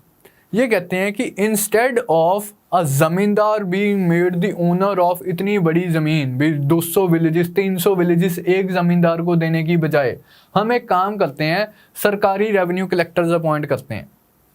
डिस्ट्रिक्ट कलेक्टर तो लगता ही था, डिस्ट्रिक्ट कलेक्टर को हम काफ़ी सारे रेवेन्यू कलेक्टिंग एजेंट्स दे देते हैं जिन्हें हम सैलरी देंगे, जिनको हम बोलेंगे कि आप पेजेंट से जाके इंडिविजुअली रेवेन्यू कलेक्ट करके लेके आओगे।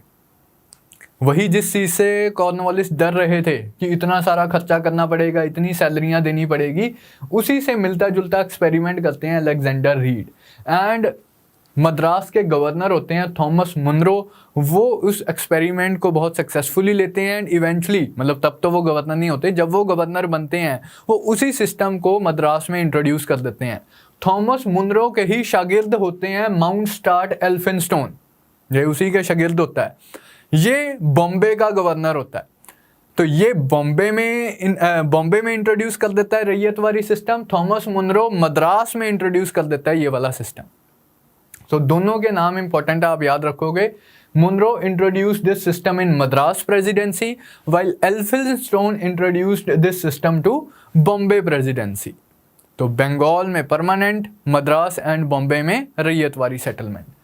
बेसिक प्रेमाइस क्या था इस सिस्टम का? नाम से ही क्लियर है, रैयतवारी, रैयत्स के साथ सेटलमेंट की जाएगी, इंडिविजुअल कल्टीवेटर्स के साथ सेटलमेंट की जाएगी। रेवेन्यू डिपार्टमेंट में बंदे अपॉइंट किए जाएंगे, एजेंट्स अपॉइंट किए जाएंगे, जिनका काम होगा इंडिविजुअल पेजेंट्स के पास जाके उनसे रेवेन्यू कलेक्ट करके लेके आना। दूसरा चेंज क्या था इस सिस्टम में? एक तो ज़मींदार्स को इग्नोर कर दिया। Like one of the reasons Y ज़मींदारी system could not be successful in south India was कि साउथ इंडिया में एज सच कोई ज़मींदार्स की क्लास भी एग्जिस्ट नहीं करती थी। नॉर्थ इंडिया में तो मुगल्स के ज़माने से ज़मींदार की क्लास एग्जिस्ट करती थी, जिन लोगों को मुगल्स के ज़माने से यह रिस्पॉन्सिबिलिटी दी जाती थी कि तुमने 200 विलेजेस का रेवेन्यू कलेक्ट करके देना है, उसी क्लास का इस्तेमाल कर लेते हैं लॉर्ड कॉर्नवालिस, लेकिन उस क्लास को ये बना देते हैं मालिक, ओनर्स। लेकिन क्लास एग्जिस्ट करती थी पहले से। साउथ इंडिया में ऐसी कोई ज़मींदार की क्लास भी एग्जिस्ट नहीं करती थी। भाई किसको बोल रहे हैं 200 विलेजेस का रेवेन्यू कलेक्ट करके दे दे, कोई हो तो उसको बोल लें। इंडिया के लोगों के पास इतना पैसा नहीं था उन ज़मानों में कि कोई किसी को बोल दें कि ये 200 विलेजेस की ज़मींदारी खरीद ले हमसे। तो एक तो ज़मींदार की क्लास ही एग्जिस्ट नहीं करती थी साउथ इंडिया में। दूसरा, थॉमस मुनरो और एल्फिंस्टोन परमानेंट सेटलमेंट से ज़्यादा खुश नहीं थे। कंपनी के हेडक्वार्टर्स लंदन में परमानेंट सेटलमेंट से इतने ज़्यादा खुश नहीं थे। इसलिए एक नया सिस्टम इंट्रोड्यूस किया गया, रैयतवारी सेटलमेंट, जिसमें रैयत के साथ डायरेक्टली डील किया गया। तो दूसरा मैं आपको बता रहा था, दूसरा चेंज क्या इंट्रोड्यूस हुआ इस सिस्टम से कि रेवेन्यू को परमानेंटली नहीं फिक्स किया। कह रहे यार परमानेंट सेटलमेंट की वजह से जो नुकसान हुआ ना, वो अब हम नहीं इंट्रोड्यूस करेंगे। हम रेवेन्यू को पार्शली लाइक कुछ for a certain time fix करेंगे। कुछ केसेस में 20 साल के लिए, कुछ केसेस में 25 साल के लिए, कुछ केसेस में 30 साल, 40 साल, कुछ केसेस में 10 साल के लिए भी, कि for x amount of time revenue को फिक्स किया गया था। उसके बाद पेजेंट्स को बोल दिया गया था कि अगले 25 साल के लिए तुमने ये रेवेन्यू देना है। उसके बाद रेवेन्यू सेटलमेंट को रिवाइज किया जाएगा। देखते हैं कि प्राइसेस क्या हैं, देखते हैं कि तुम्हारी ज़मीन कितनी और इंक्रीज़ हुई, प्रोडक्शन कितनी इंक्रीज़ हुई। 25 साल बाद फिर से रेवेन्यू रेट्स को रिवाइज किया जाएगा, दोबारा से सेटल किया जाएगा। तो ये चेंजेस इंट्रोड्यूस हुए। तो थोड़ा सा ये इंपॉर्टेंट है, हम पढ़ लेते हैं। अंडर दिस सेटलमेंट पेजेंट, जो इंडिविजुअल कल्टीवेटर था, he was recognized as proprietor of land. Owner of land कौन था? कल्टीवेटर। परमानेंट सेटलमेंट में ओनर ऑफ लैंड कौन था? Zamindar. There was no intermediary like a zamindar between peasant and the सरकार। कोई intermediary नहीं एग्जिस्ट कर रहा था। पेजेंट है, पेजेंट सीधा सरकार को रेवेन्यू देगा, सरकारी एजेंट को रेवेन्यू देगा। जमींदार कोई ऐसा इंटरमीडियरी नहीं एग्जिस्ट करता था कि पेजेंट जमींदार को देगा रेंट, जमींदार आगे टैक्स देगा सरकार को। No intermediary. ज़मींदारी सिस्टम के फ्लॉज के कंटेक्स्ट में ही हमने आज़ादी के बाद ज़मींदारी सिस्टम को अबॉलिश किया था। After independence we abolish the zamindari system because of the flaws associated with it. And वो यही फ्लॉ था कि यार सरकार और पेजेंट के बीच में एक इंटरमीडियरी लेवल क्यों एग्जिस्ट कर रहा है, ये क्या पर्पस सॉल्व कर रहा है। ये बेचारा मेहनत करके क्रॉप्स ग्रो कर रहा है, इस बंदे ने टैक्स देना है, तो बीच में ये इंटरमीडियरी क्यों एग्जिस्ट कर रहा है, ये क्या पर्पस सर्व कर रहा है। तो हमने ज़मींदारी सिस्टम ही अबॉलिश कर दिया था आफ्टर इंडिपेंडेंस। तो रैयतवारी सेटलमेंट में भी there was no intermediary like a zamindar between peasant and the governor. Every peasant was held personally responsible, क्योंकि वो जमीन का मालिक था, क्योंकि वो प्रोप्राइटर था, इसलिए obviously peasant was personally responsible for direct payment of revenue to the सरकार। Besides, जैसे मैंने आपको बताया, the land revenue was fixed for a period from 20 to 40 years at a time। उनको बोल दिया गया था भाई periodically इस सेटलमेंट को रिवाइज किया जाएगा, परमानेंट सेटलमेंट नहीं है ये। तो ये था हमारा रैयतवारी सेटलमेंट। इसका अब इम्पैक्ट क्या था, मतलब इसके अपने ryotwari settlement had its own set of problems. वो क्या थी? It was certainly not possible to collect revenue in a systematic manner. क्यों? वो लॉर्ड कॉर्नवालिस ने पहले ही बता दिया था। क्या प्रॉब्लम आएगी इसमें? भाई इतने ज़्यादा कल्टीवेटर्स हैं, इतने ज़्यादा कल्टीवेटर्स हैं, कितना बड़ा रेवेन्यू डिपार्टमेंट बनाना पड़ेगा। एंड उतना बड़ा रेवेन्यू डिपार्टमेंट बनाने के बाद भी जो खर्चा होगा सो होगा। क्या हमारे रेवेन्यू एजेंट हर एक पेजेंट के पास जाके इफेक्टिवली रेवेन्यू कलेक्ट कर पाएंगे? लॉर्ड कॉर्नवालिस को बहुत शक था एंड उनका शक सही साबित होता है। It was not possible to collect revenue in a systematic manner under this system. There was neither proper maintenance of records nor systematic assessment of revenue। ना ही मतलब वो सर्वेज वगैरह तो यहाँ भी कंडक्ट करने ही पड़ेंगे, यहाँ तो हर 20 साल बाद फिर से एक नया सर्वे कंडक्ट करना था। सर्वे तो वहाँ नहीं कंडक्ट हो पाए जहाँ ज़िंदगी में एक ही बार सर्वे करना था परमानेंट सेटलमेंट में। यहाँ तो भाई हर 20 साल बाद सर्वे करना था। कहाँ से सर्वे कंडक्ट हो जाएगा? तो कोई सर्वे नहीं कंडक्ट हुए। There was neither proper maintenance of records nor systematic assessment of revenue. तो जब records ही नहीं होंगे, कोई proper assessment ही नहीं की जाएगी, तो revenue agent जो जा रहा है वो लोगों को oppress करेगा। कौन सा कोई record exist कर रहा है? The revenue officials indulged in harsh measures for non payment और डिलेड पेमेंट। वही बात जो मैं आपको बोल रहा था कि कोई रिकॉर्ड नहीं है, कोई सिस्टमैटिक सिस्टम नहीं एग्जिस्ट कर रहा, तो जो रेवेन्यू कलेक्टर जाता था, रेवेन्यू एजेंट जाता था, कलेक्टिंग एजेंट जाता था, वो बहुत हार्श मेजर्स अडॉप्ट करता था। पहले ऑपरेशन जमींदार कर रहा था परमानेंट सेटलमेंट में, अब लोअर रेवेन्यू ऑफिशियल्स ये ऑपरेशन करना स्टार्ट कर देते हैं लोगों का। Further, it increased the hold of money lenders on the rural society. ये तो एक जनरल सा पॉइंट है जो आप कहीं भी घुसा सकते हो। हर तरह की रेवेन्यू सेटलमेंट में ये पॉइंट वैलिड है। It increased the hold of money lenders on the rural society. क्यों भाई? अगेन सनसेट क्लॉज है। सरकार ने बोल दिया, पहले जमींदार को बोलती थी एंड बड़ी अमाउंट के लिए बोलती थी कि सूर्यास्त होने से पहले अगर 50 करोड़ नहीं आया तो हम नीलामी कर देंगे। अब एक इंडिविजुअल पेजेंट को बोल देते हैं कि भाई अगर 25,000 आने से पहले, अगर सूर्यास्त होने से पहले 25,000 तूने नहीं दिया तो तेरी ज़मीन की नीलामी कर दी जाएगी। पेजेंट क्या करेगा? पेजेंट के पास अगर पैसे ना होंगे वो शाहूकार के पास जाएगा, वो मनी लेंडर के पास जाएगा कि मुझे लोन दे दो, जब मेरी क्रॉप्स बिकेंगी मैं आपको लोन वापस कर दूंगा। तो उससे क्या होता है? It increased the hold of money lenders on the rural society. तो ये काफ़ी, मतलब पढ़ने में आपको लग सकता है कि बार बार सर एक ही पॉइंट रिपीट कर रहे हैं, काफ़ी सिग्निफिकेंट पॉइंट था। इनफैक्ट 1875 में डेक्कन वाले रीजन में बहुत भयंकर रॉयट्स होते हैं जिन्हें हम बोलते हैं डेक्कन रॉयट्स, डेक्कन के दंगे। उसका यही कारण था, they were basically against the hold of money lenders on the rural society. इतना डिस्पोजेशन हो रहा था, इतना ऑपरेशन हो रहा था आम पेजेंट्स का कि इस पीरियड में 1875 के around peasants of Deccan region they rose in revolt against the ryotwari, against the ills of the ryotwari settlement. तो ये पॉइंट्स आप ध्यान में रखेंगे। लास्ट अब हम आते हैं महलवारी सेटलमेंट के ऊपर। 1830s में ये इंट्रोड्यूस की गई थी। पहले ये central provinces and north west provinces में इंट्रोड्यूस की गई थी। नॉर्थ वेस्ट प्रोविंसेस कौन से हैं? अभी पेशावर ना पहुंच जाना सीधा। उस टाइम पे 1830s की बात हो रही है, अभी तो पंजाब की कंक्वेस्ट भी नहीं हुई है। तो उस टाइम पे नॉर्थ वेस्ट प्रोविंसेस बोलते थे आगरा वाले रीजन को, आगरा एंड अवध वाले रीजन को बोलते थे नॉर्थ वेस्ट प्रोविंसेस। तो central provinces and north west provinces के सर्टेन पार्ट्स में इंट्रोड्यूस की गई थी ये सेटलमेंट 1830s में। जब पंजाब की कंक्वेस्ट होती है तो पंजाब सिंध वाले रीजन में भी ये इंट्रोड्यूस कर दी गई थी इवेंचुअली 1840s में। पर्सन्स एसोसिएटेड, जैसे वहाँ पर हमने कॉर्नवालिस का नाम किया, रैयतवारी सेटलमेंट में हमने मुनरो एंड एल्फिंस्टोन का नाम याद किया। यहाँ पर महलवारी सेटलमेंट में आप नाम याद रखेंगे मैकेंजी एंड बर्ड, दो बंदे थे Mackenzie and Bird, they were associated with Mahalwari settlement. Under this system, like what was the change that was introduced in this system?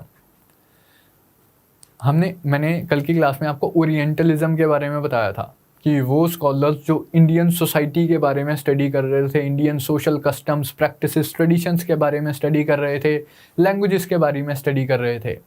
Orientalist studies में एक चीज़ उभर के आती है कि इंडिया में जी विलेज कम्युनिटी बहुत स्ट्रॉन्ग रही है हमेशा से ही। ये इंडियन हिस्ट्री को भी स्टडी करते हैं। इंडियन हिस्ट्री में विलेज कम्युनिटी का बहुत इंपॉर्टेंट रोल रहा है। विलेज कम्युनिटी हमेशा से ही बहुत स्ट्रॉन्ग रही है। इनका एक सिस्टम सा एग्जिस्ट कर रहा है जहाँ पर विलेज हेडमैन होता है, विलेज हेडमैन अपने विलेज के ऊपर कंट्रोल जमाता है एंड यहाँ के लोगों से रेवेन्यू वगैरह भी कलेक्ट कर लेता है एंड आगे वाले सीनियर ऑफिसर्स को हैंड ओवर कर देता है। तो कंपनी के ऑफिशियल्स इस कंक्लूजन पे पहुँचते हैं कि यार हमने विलेज कम्युनिटी को तो इग्नोर ही कर दिया, ना परमानेंट सेटलमेंट में हमने इसका कोई रोल रखा, ना रैयतवारी सेटलमेंट में हमने इसका कुछ रोल रखा, तो क्यों ना इस विलेज कम्युनिटी को को ऑप्ट किया जाए रेवेन्यू कलेक्टिंग सिस्टम में। तो वो होता है हमारा महलवारी सिस्टम। इसमें the basic unit of revenue settlement was the village, या जिसे बोलते थे ग्रुप ऑफ विलेजेस होते थे कई बार, जिसे बोल देते थे महल।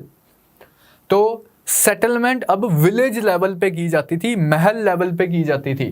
The responsibility of paying the revenue rested with the entire village community through it's headman. जो विलेज कम्युनिटी, पूरे विलेज की रिस्पॉन्सिबिलिटी होती थी कि इस विलेज से इतना रेवेन्यू कलेक्ट किया जाएगा, एंड ये रिस्पॉन्सिबिलिटी एनफोर्स की जाएगी विलेज कम्युनिटी के हेडमैन से। मतलब विलेज का जो सरपंच होगा वो, उसकी रिस्पॉन्सिबिलिटी है विलेज के लोगों से रेवेन्यू कलेक्ट करके सरकार को हैंड ओवर करना। ये कह रही है कि ठीक है कि विलेज लेवल पे जो विलेज कम्युनिटी है, जो विलेज के सीनियर्स हैं या बड़े लोग हैं, elites of the rural society हैं, वो खुद देख लेंगे कि इससे कितना रेवेन्यू कलेक्ट करना है। आपस की एडजस्टमेंट से खुद से करते रहेंगे, जैसे ये सदियों से करते आए हैं। हमें एक विलेज से, हमें एक महल से इतना रेवेन्यू कलेक्ट होके मिल जाएगा। तो ये system was relatively better as compare to ryotwari and the permanent settlement, but इस सिस्टम के भी अपने ही फ्लॉज थे। वो जो विलेज एलिट्स होते थे वो तो स्टिल लोगों को ऑप्रेस कर सकते थे, एंड लोगों को अगर टाइम पे रेवेन्यू देना है, विलेज हेडमैन को भी तो टाइम पे रेवेन्यू देना था। अब कंपनी ऐसा इविक्शन वगैरह नहीं करती थी, यही ज़्यादा से ज़्यादा करती थी कि इसको हेडमैन हटा के किसी और को हेडमैन लगा दिया, किसी और बंदे को, किसी और रूरल एलीट को हेडमैन बना दिया। तो उसके इल्स बाकी दो सिस्टम्स के कंपैरिजन में कम थे, लेकिन इंडिविजुअल कल्टीवेटर के लेवल पे तो अभी भी वो चीज़ तो होल्ड ट्रू करती है कि it increase the hold of money lenders on the rural society, क्योंकि इंडिविजुअल पेजेंट को तो रेवेन्यू टाइम पे देना ही था। अगर वो रेवेन्यू टाइम पे नहीं दे पाएगा तो उसकी ज़मीन उसकी ज़मीन पे कब्जा कर लिया जाएगा विलेज एलिट्स द्वारा। तो वो शाहूकार के पास जाता था कि मुझे लोन दे दिया जाए। Revenue officials indulge in harsh measures for the non payment और द डिलेड पेमेंट। ये चीज़ भी हमारी पिछले वाले सिस्टम से ही कंटिन्यू कर रही है कि जो रेवेन्यू कलेक्टर जाएगा हेडमैन के पास, वो काफ़ी हार्श मेजर्स अडॉप्ट करेगा, हेडमैन को मजबूर करेगा रेवेन्यू पे करने के लिए। नहीं तो उसे धमकी देता रहेगा, किसी और को सरपंच लगा दूंगा, ये कर दूंगा, वो कर दूंगा।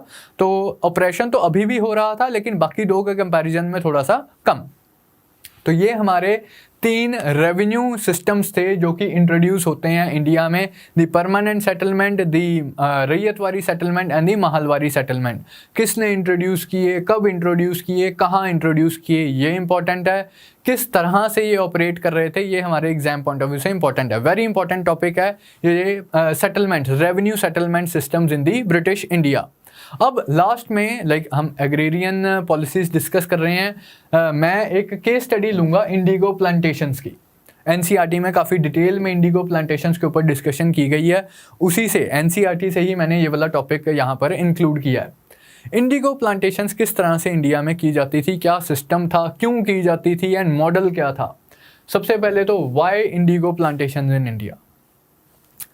शुरू से ही ब्रिटिश क्या करते थे, जैसे इंडिया, वो गुड्स इंडिया से एक्सपोर्ट करते थे जिनकी यूरोपियन मार्केट में डिमांड हो। टेक्सटाइल्स लेके जाते थे, टेक्सटाइल्स के साथ साथ वो इंडिगो भी एक्सपोर्ट किया करते थे इंडिया से यूरोपियन मार्केट में। एक्चुअली इंडिगो एक डाई की तरह इसका इस्तेमाल किया जाता था, एक डाई की तरह इसका इस्तेमाल किया जाता था, and it was in great demand in Britain, in France, in Italy and such region. Spain वाले रीजन में भी इसकी अच्छी खासी इंटरनेशनल डिमांड थी। इंटरनेशनल डिमांड थी, हमारी ट्रेडिंग कंपनी है, हम यहाँ से एक्सपोर्ट करेंगे, जहाँ डिमांड है वहाँ सप्लाई करेंगे। तो British realize that countryside could not only yield revenue, it could also grow crops that Europe required and could be internationally traded। कि हम आज पॉलिटिकल पावर एक्सरसाइज कर रहे हैं इंडिया के ऊपर। आज हम सिर्फ रेवेन्यू ही नहीं कलेक्ट कर सकते, आज हम इंडिया के पेजेंट्स को मजबूर भी कर सकते हैं उन क्रॉप्स को ग्रो करने के लिए जिनकी इंटरनेशनल मार्केट में डिमांड है। इंडिया के पेजेंट्स नहीं भी चाहते, इंडिया के पेजेंट्स ट्रेडिशनली हिस्टोरिकली ये चीज़ें नहीं भी ग्रो कर रहे, फिर भी हम उन्हें मजबूर कर सकते हैं कि आप ये ग्रो करो। तो उसी की केस स्टडी आज हम डिस्कस करेंगे, इंडिगो प्लांटेशंस। इस कैटेगरी में और भी आ जाते हैं, जैसे इंडियन पेजेंट्स को ये भी फोर्स किया गया कि आप ओपियम ग्रो करो। चाइना में ओपियम की बहुत डिमांड थी, अफीम की बहुत डिमांड थी, तो इंडिया में ओपियम ग्रो की जाती थी ताकि चाइना एक्सपोर्ट की जा सके। एंड ब्रिटेन देख लो, जिसे हम बोलते हैं कि मतलब जो अपने आप को क्लेम करते हैं कि हम ग्रेट सिविलाइजिंग मिशन पे आए हैं, हम एशिया के बैकवर्ड लोगों को सिविलाइज करने के लिए यहाँ पर आए हैं। इन्होंने अफीम की स्मगलिंग के चक्कर में, अफीम के ट्रेड के चक्कर में चाइना के साथ 2 लड़ाइयाँ की हैं। मतलब they actually declared war on China ताकि ये अफीम बेच सके चाइना में। अपने आप को ये सिविलाइज्ड कहते थे। सो इंडियन पेजेंट्स को मजबूर किया जाता था कि भाई यार आप ओपियम ग्रो करो, आप इंडिगो ग्रो करो। क्यों? क्योंकि इनकी यूरोप में डिमांड थी या इनके एक्सपोर्ट से ईस्ट इंडिया कंपनी प्रॉफिट कमा सकती थी। Later on cotton, jute, T, ये सारी चीज़ें भी ग्रो की गई हैं। Initially opium and Indigo. अब इंडिगो ये इंडिया में ही क्यों मजबूर किया गया? यूरोप में अगर डिमांड थी तो यूरोप में क्यों नहीं ग्रो कर लेते? अब यहाँ पर geography comes into picture. Indigo is a tropical plant, it grows primarily in the tropics. Europe में इंडिगो प्लांट ग्रो ही नहीं हो सकता। यूरोप में एक इंडिगो का सब्स्टिट्यूट था वोड प्लांट, आई गेस यहाँ पर लिखा होगा, इसका टेम्परेट ऑल्टरनेट था वोड प्लांट। लेकिन अब वोड प्लांट के अपने फ्लॉज थे, ड्रॉबैक्स थे। इंडिगो नील की वजह से बहुत रिच, बहुत लाइक डीप ब्लू कलर आता था उसके प्रिंट में, लेकिन वोड का जो ब्लू कलर था काफ़ी डल ब्लू कलर होता था। तो जो कपड़े इंडिगो से बनाए जाते थे वो बहुत ब्राइट ब्लू कलर के प्रिंट्स वगैरह होते थे, लेकिन वोड के जो प्रिंट्स होते थे वो डल ब्लू होते थे। मार्केट में वो कपड़े बेचने जाते थे तो लोग इंडिगो से डाइड प्रोडक्ट्स खरीद लेते थे, वोड वाले गुड्स कोई खरीदता नहीं था।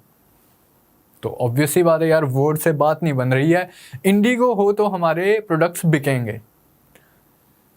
इसलिए इंडिगो ट्रेड स्टार्ट हुआ, इसलिए इंडिया से इंडिगो एक्सपोर्ट करना स्टार्ट किया।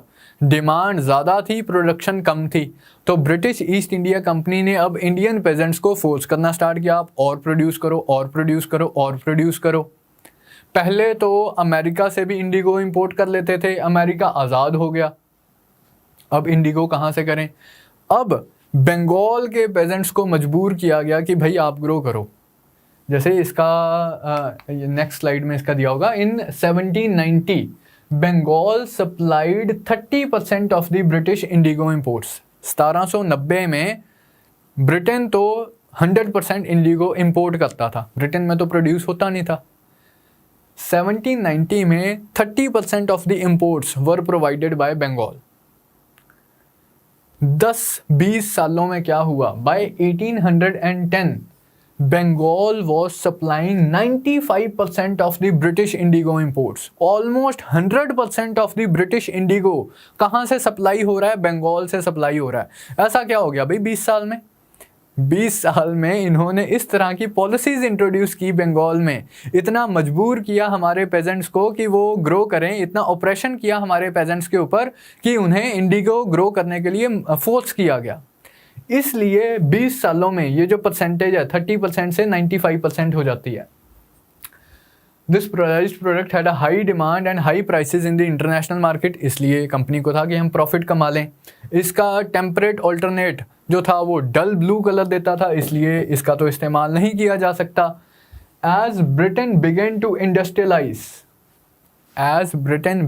Industrialise, demand for indigo also increased. British industries कहती हैं हमें और इंडिगो चाहिए, और इंडिगो चाहिए। कहाँ से आएगा वो इंडिगो? वो कॉलोनीज से आएगा वो इंडिगो, वो इंडिया से आएगा indigo. The global supply collapsed. अब ब्रिटेन कहते हैं कि इंडिया में कुछ करते हैं। So East India Company encouraged indigo plantations in India. ये तो थी कि किस तरह से इंडिगो, लाइक क्यों कंपनी ने इंडिगो की प्लांटेशन स्टार्ट की। अब सवाल उठता है किस तरह के सिस्टम से इंडिगो इंडिया में प्रोड्यूस किया जाता था। इसके 2 सिस्टम थे। There were 2 main systems by which indigo was cultivated in India. एक था निज सिस्टम, दूसरा था रैयती सिस्टम। निज मतलब अपना, खुद की फील्ड्स, खुद की ज़मीन। रैयती सिस्टम मतलब किसी पेजेंट को फोर्स कर देना कि तू अपनी ज़मीन के ऊपर ग्रो कर। मैं यूरोपियन प्लांटर हूँ, मैं खुद ज़मीन खरीदूंगा, खुद बंदे हायर करूंगा, हायर्ड लेबर की मदद से इंडिगो ग्रो करूंगा। निज सिस्टम। रैयती सिस्टम, मैं इंडियन पेजेंट को मजबूर करूंगा, भाई तू अपनी ज़मीन के ऊपर मेरे से कॉन्ट्रैक्ट साइन कर ले, इस कॉन्ट्रैक्ट के तहत मैं तुझे कुछ लोन एडवांस दूंगा, लेकिन तू प्रॉमिस करेगा कि अपनी 25% ऑफ ज़मीन के ऊपर इंडिगो ग्रो करेगा तू, एंड बाद में वही इंडिगो तू मुझे बेच देगा एट अग्रीड प्राइसेस, इस प्राइस के ऊपर तू मुझे इंडिगो बेच देगा। ये है रैयती सिस्टम। थोड़ा सा डिटेल में देख लेते हैं। निज सिस्टम में क्या था? Planter produced Indigo in the lands that he directly controlled. या तो खुद खरीद लेता था ज़मीन को, इंडिगो यूरोपियन प्लांटर खुद ज़मीन को खरीद लेता था, या फिर लैंड रेंट पे ले लेता था। अब डायरेक्टली कंट्रोल में है वो ज़मीन मेरे, by directly employing hired labourers, वही जैसे मैंने आपको बोला। लेकिन इस सिस्टम के कुछ ड्रॉबैक्स थे। वो क्या थे? It was difficult to expand the area under cultivation. Bengal वाला एरिया जहाँ पर ऑलरेडी इतनी ज़्यादा एग्रीकल्चरल प्रोडक्शन हो रही है, लैंड मार्केट कहाँ एग्जिस्ट करती थी? कहाँ ये पॉसिबिलिटी थी कि मैं लैंड परचेज कर लूँ? वो भी क्यों बेचेगा कोई मुझे, जब मैं प्राइस भी इतना ज़्यादा नहीं देना चाहता। पेजेंट्स अपनी ज़मीन बेचते ही नहीं थे, क्योंकि सबसिस्टेंस फार्मिंग थी इंडिया में। ऐसा तो है नहीं सरप्लस एग्रीकल्चरल प्रोडक्शन चल रही थी। कोई जितना बंदा प्रोड्यूस करता था उसको बेच के उतने कोई पैसे आते थे कि अपने घर का गुजारा चल सके। आज भी काफ़ी ज़्यादा सारे पेजेंट्स इसी स्टेट में एग्जिस्ट करते हैं कि उतना को ही कमा पाते हैं कि अपना घर मुश्किल से चला पाते हैं। तो उस ज़माने में तो और भी ये चीज़ ट्रू थी। फिर क्यों कोई पेजेंट किसी अंग्रेज प्लांटर को अपनी ज़मीन बेच देगा? फिर वो खाना कहाँ से खाएगा? तो लैंड मार्केट ही एग्जिस्ट नहीं करती थी। So it was very difficult to expand the area under cultivation under this system. Fertile tracts of land were already under cultivation. जो भी फर्टाइल पोर्शन ऑफ लैंड था वो वहाँ तो ऑलरेडी कल्टिवेशन हो रही थी, राइस ग्रो किया जाता था। फिर कहाँ स्कोप था कि उसे मतलब और एडिशनल लैंड और ये नए वेस्ट लैंड्स को कन्वर्ट किया जाए इंडिगो प्लांटेशंस के यूज़ के लिए। Eviction led to conflicts and tension. किसी को मजबूर करके निकाल भी दिया, नहीं या तुझे बेचना ही पड़ेगा। अपनी पॉलिटिकल पावर का इस्तेमाल कर लिया कि किसी पेजेंट को बोल दिया कि तू बेच दे अपनी ज़मीन मुझे। उसके बाद रिवोल्ट्स हो जाते थे, पेजेंट रिवोल्ट्स हो जाते थे, पॉलिटिकल टेंशन क्रिएट हो जाती थी। Labour availability was also a problem. और यूरोपियन प्लांटर खुद थोड़ी हल लेके चला जाएगा फील्ड में, वो हायर्ड लेबरर्स का इस्तेमाल करेगा। लेकिन अब हायर्ड लेबरर्स की ज़रूरत कब होती है? प्लांटेशन के सीज़न में, जब प्लांट करना है, या हार्वेस्टिंग के सीज़न में। अब जब राइस हार्वेस्टिंग हो रही है, जब राइस की ट्रांसप्लांटेशन हो रही है, उस टाइम पे जो लेबरर्स होते हैं वो अपनी ज़मीनों पे काम करेंगे या तुम्हारी ज़मीन पे आके काम करेंगे? तो labour availability was also a problem उन दिनों में। Investment in ploughs and bullocks. अगर आपकी ज़मीन है, आपको इन्वेस्ट करना पड़ेगा, आपको मशीनरी खरीदनी पड़ेगी, आपको प्लोज वगैरह खरीदने पड़ेंगे। तो ये काफ़ी मतलब प्रॉब्लमेटिक था निज कल्टीवेशन। हेंस सिर्फ 25% ऑफ द इंडिगो प्लांटेशंस निज सिस्टम में ग्रो की जाती थी। 3/4 75% किस में ग्रो होती थी? रैयती system of indigo plantations.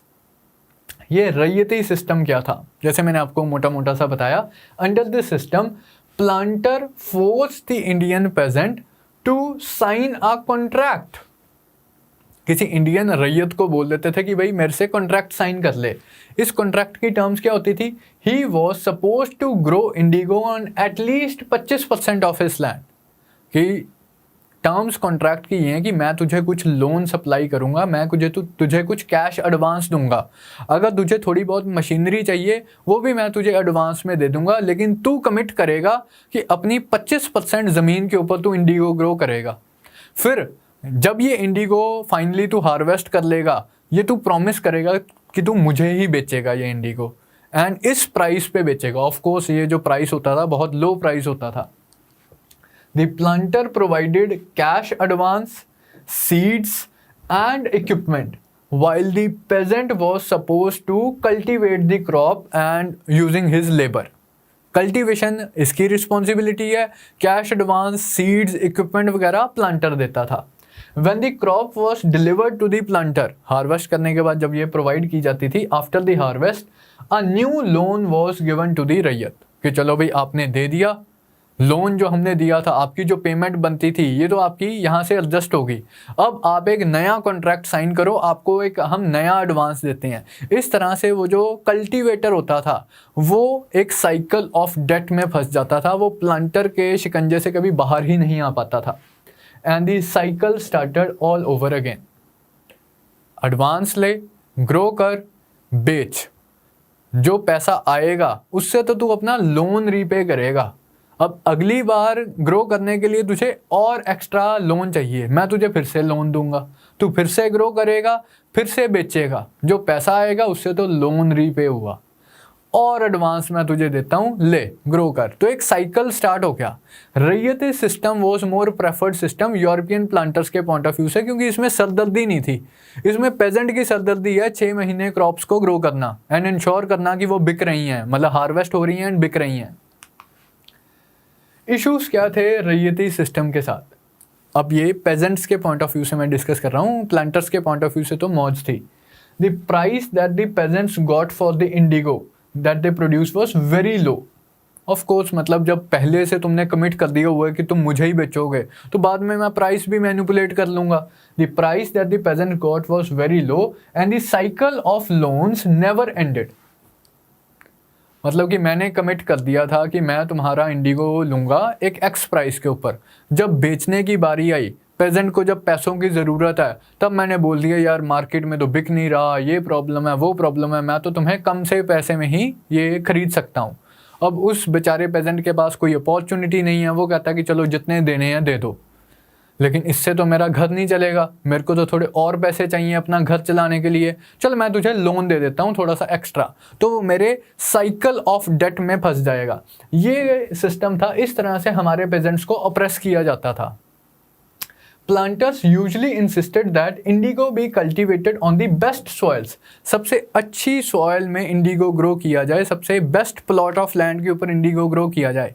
25% land के ऊपर ग्रो करना था, लेकिन ये नहीं बताया कि कौन से 25% लैंड के ऊपर। जो पेजेंट है, कल्टीवेटर है, वो चाहता था कि थोड़े से वेस्ट लैंड के ऊपर ग्रो कर दिया जाए, लेकिन वेस्ट लैंड के ऊपर अच्छी प्रोडक्शन नहीं होगी। प्लांटर उसे मजबूर करता था कि तू बेस्ट क्वालिटी लैंड के ऊपर ग्रो कर। Indigo moreover had deep roots and it exhausted the fertility of the soil. Indigo plant की न्यूट्रिएंट रिक्वायरमेंट बहुत ज़्यादा थी एंड सॉइल की फर्टिलिटी को एग्जॉस्ट कर देता था, इसलिए पेजेंट चाहता भी नहीं था कि इंडिगो ग्रो किया जाए, लेकिन प्लांटर उसे मजबूर करता था, तू ग्रो कर, तू ग्रो कर। उसको ये था कि यार एक बार इंडिगो मैंने ग्रो कर दिया एक प्लॉट ऑफ लैंड के ऊपर, सॉइल इतनी एग्जॉस्ट हो जाएगी कि मैं उसके बाद उसके ऊपर राइस भी ग्रो नहीं कर पाऊंगा। ये चीज़ हमारे पेजेंट्स को मंजूर नहीं थी। After an indigo harvest land could not be sown with rice. ये प्रॉब्लम्स थे रैयती सिस्टम ऑफ इंडिगो प्लांटेशंस के साथ, लेकिन कंपनी इस चीज़ को प्रमोट करती रही। काफ़ी सारे कंपनी के ऑफिशियल्स, मतलब ये ट्रेड इतना प्रॉफिटेबल था, प्लांटेशन बिजनेस इतना प्रॉफिटेबल था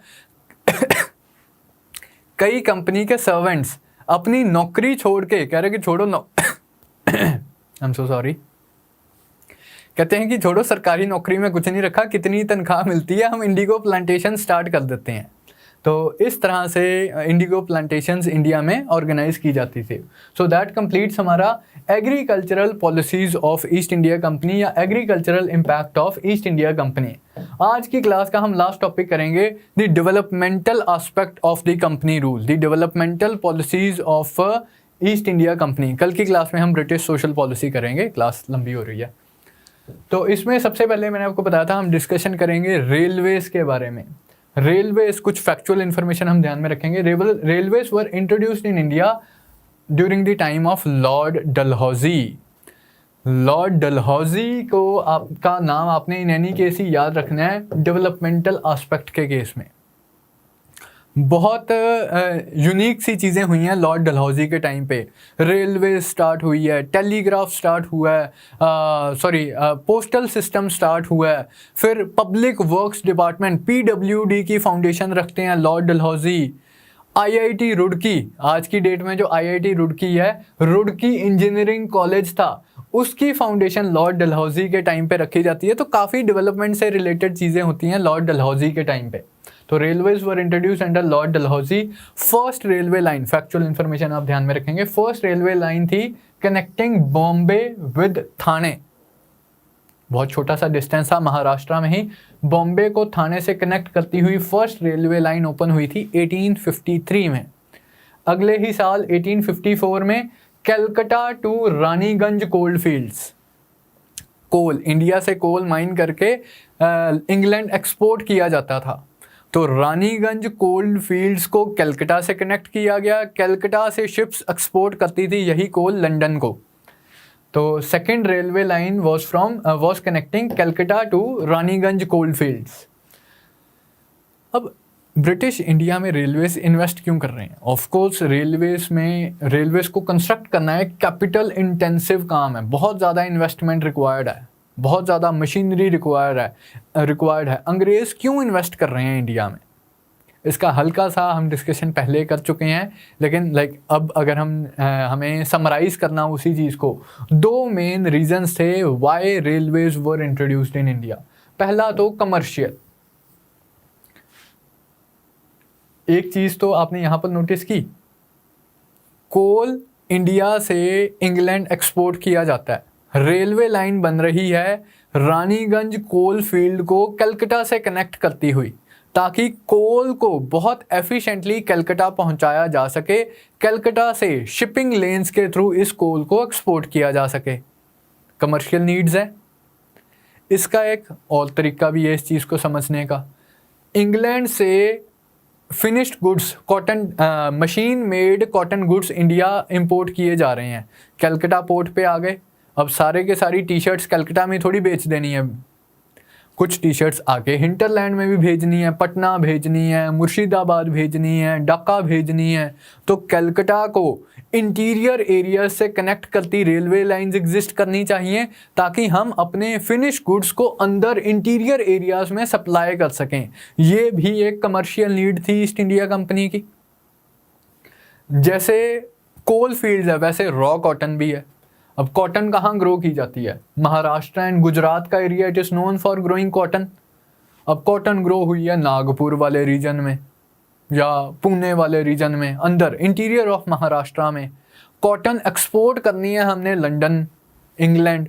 कहाँ से एक्सपोर्ट होगी? बॉम्बे से एक्सपोर्ट होगी। तो नागपुर को बॉम्बे से कनेक्ट करती रेलवे लाइन भी एग्जिस्ट करनी चाहिए, अहमदाबाद को बॉम्बे से कनेक्ट करती रेलवे लाइन भी एग्जिस्ट करनी चाहिए।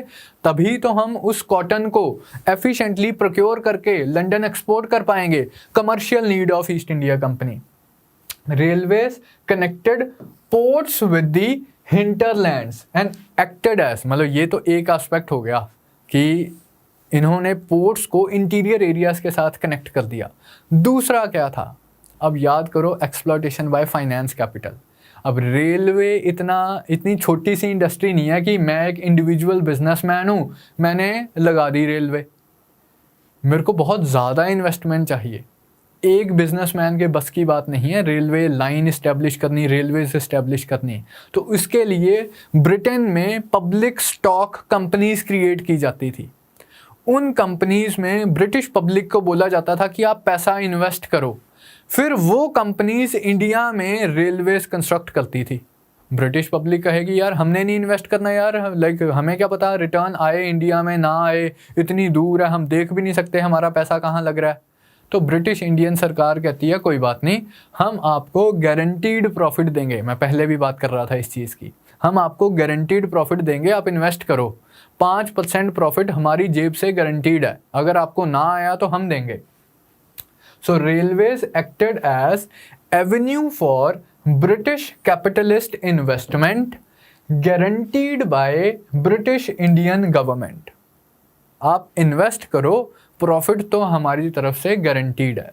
सो ये थी commercial reason why railways were set up in India. दूसरा था डिफेंस रिलेटेड रीजन।